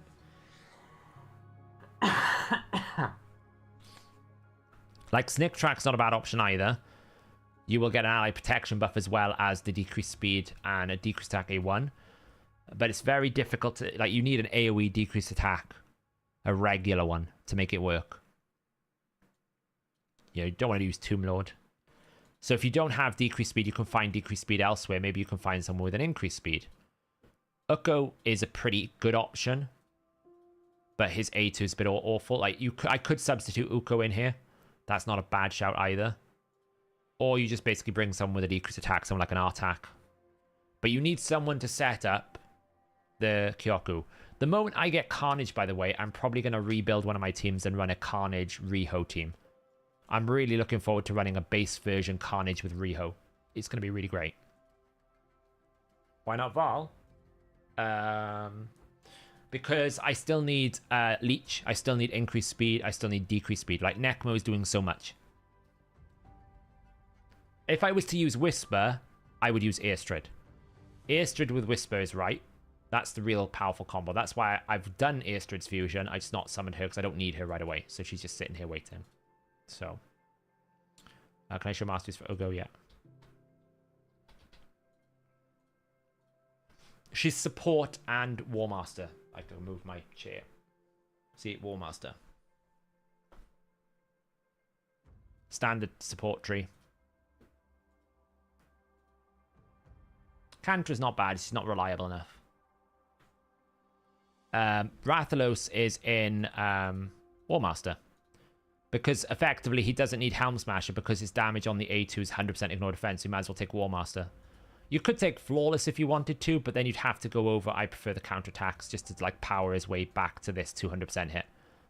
Ideally, I want to get him out of this into Crushing Rend. Not so much Crushing Rend, but something better at some point. Maybe more buffs, like up to 2%. The 5-star would be quite powerful because it, it's basically 50% more damage. I haven't quite decided what's the best thing for him, to be honest, because he doesn't really need Crushing Rend. Crushing Rend probably benefits his A1 if I was to do it, more than anything else. Is Haltering good for FK hard? Not for finite hard. Finite normal. I use Zinogre for finite hard, yeah.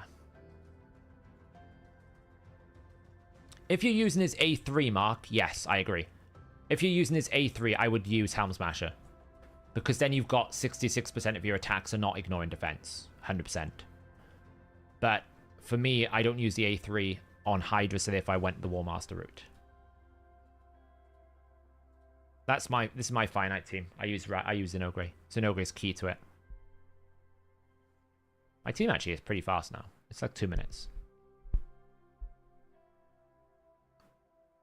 Honestly, the only thing with this team is just trying to speed up the wave. I wish they would like speed up the Metamorph animation for Zinogre. She seems to sit there for ages.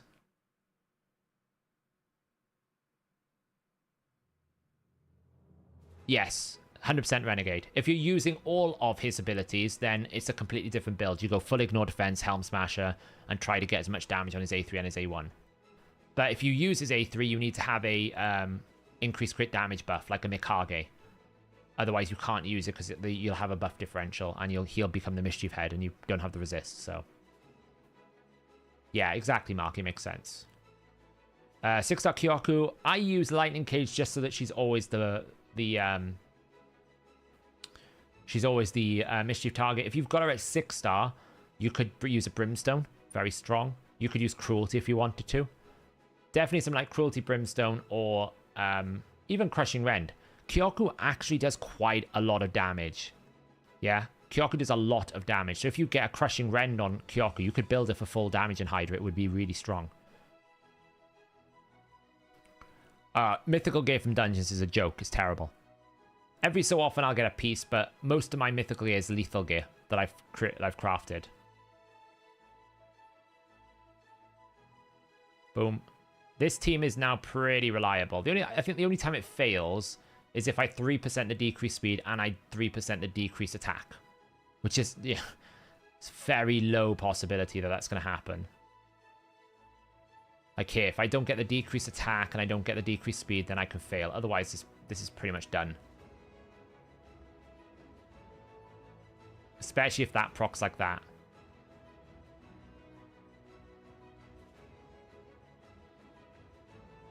Oh, nice, Renegade. There's always one champion you miss in these, like, guaranteed fusions. It's really annoying.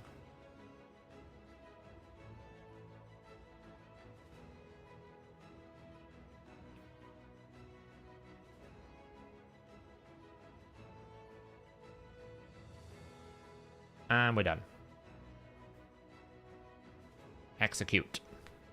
Oh, we got it down to 1 minute 49. Look at that. Somehow we got a lucky run.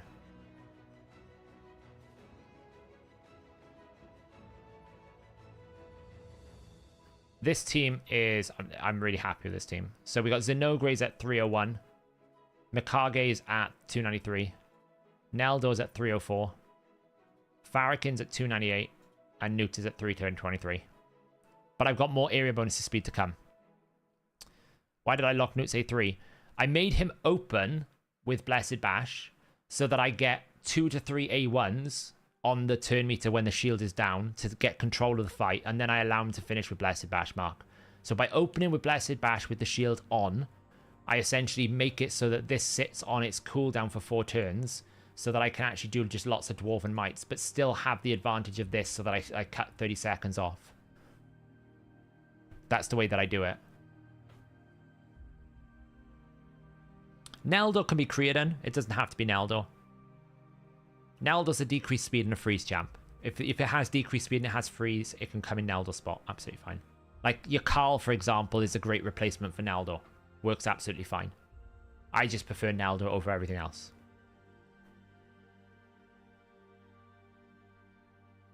Yep, Nobo, you know it.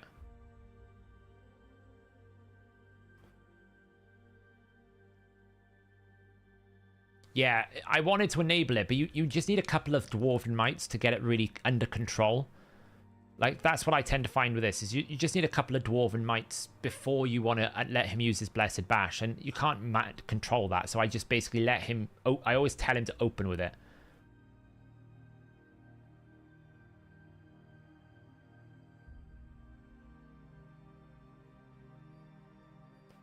The annoying thing is, right...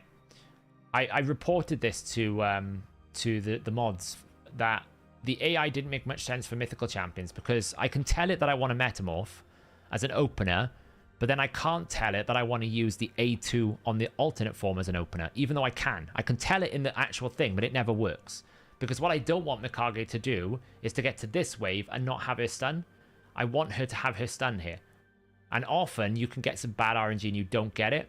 So it's really frustrating, so I have to basically not use the stun on wave 1 because I won't have it on wave 2. It's frustrating. So I could probably save myself like 10 to 15 seconds of my time if the actual AI did what it was meant to do based on what it allows me to do.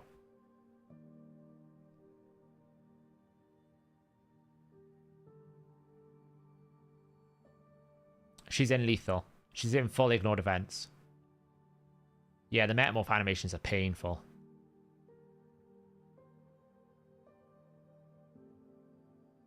Like here, sway, spin, and then go. Imperial Decree. The team order is very important with this as well. You want to make sure Newt is always last. You see, I'm allowing him now extra A1s. It's giving me an opportunity to get control of the fight. Drop that down.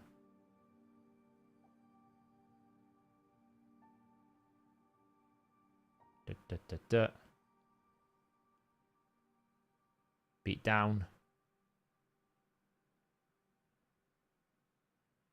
See, fully got it under control. So at this point now, I'm comfortable to use my A3 on auto because he is always making sure that the shield is never going to come back up.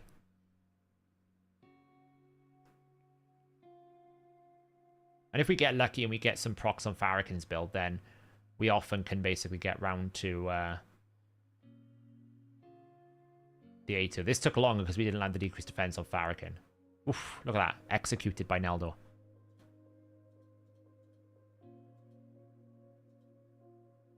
But yeah, if we look at the team setup for this, I can tell Mikage to open and open, but she never uses the second open. And I actually reported it and I was like, this doesn't make any sense. You shouldn't allow me to be able to set the open when I can't actually open with the alternate form. Because what I want to do is I want to transform. I want to use this once. And then I just want you to do this. So that by the time I get to wave 2, you can use this and then stay in that form. And then by the time you get to wave 3, I want you to swap back, then use that, then use that. But you can't. It's so dumb. Because what you don't want to happen is you don't quite kill the wave and then she decides she wants to use Skitter and Doom just before one person dies and then you get to wave 2 and you don't have Skitter and Doom available.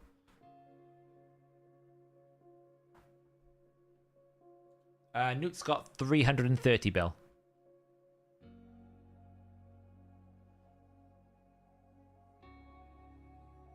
Does Accrington passive go through the poison cloud? Yes. It does. Who do you say are some of the best champions in a Permataunt Hydra team? Permataunt, I think I got around with, like... I think Permataunt has to have Shamael, Emic, and Lydia, Emic and Nia. Then you need someone like Lydia, probably, or Venus, because you just don't have much space. And maybe an Uko or an Ugo or something like that, block buffs, and then your damage dealer. It's very difficult to get something like... You can use a Razzlevarg's pretty good, a Whisper. It's basically Emic, Nia, and Shamael as the essential components of it.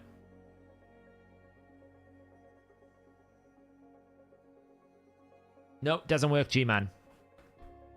Doesn't work. It will never do this.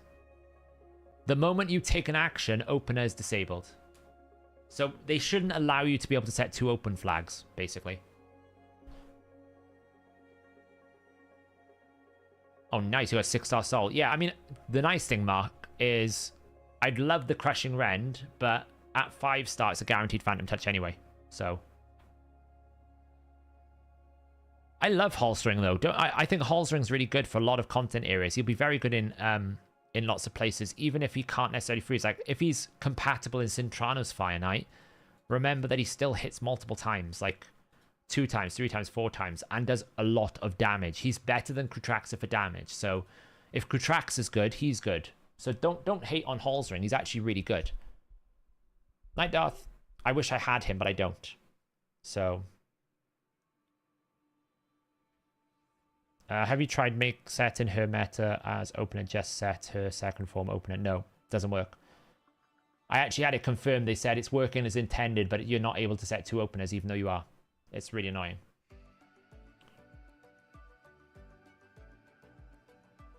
Yeah, be careful when you use your mythical champions. You will get a stupid amount of CVC points. I think I got like 70,000 CVC points making Mikage. So, right, guys, I'm going to leave it there for the night. I'm going to go chill out and have a bit of a rest. I will be back Monday. I will try and get my Slayer video done soon, actually. I need to do that. So, but I will be back Monday. If you're watching Eurovision tomorrow, if you're a big Eurovision fan, I didn't know if anyone caught it earlier. I'm really looking forward to it. It should be really good. But we'll be interested to see if there's any political protests. There probably will be. If there's riots, potentially stage invasions, it could be crazy. I'm repping the Finnish entry for Windows 95 Man. If anyone hasn't seen it, go look up at Windows 95 Man. What a genius! What a crazy guy.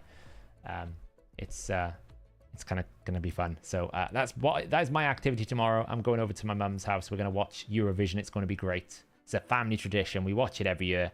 Snacks, nil pois, you name it. Well, it's big this year because Israel is still in it, and a lot of people didn't want Israel to be in it because of what's happening in Israel and everything else like that. So I invented Linux, I know. Let's just say that the Windows 95 Man entry from Finland has a very excited sequence worshipping shorts with pyrotechnics.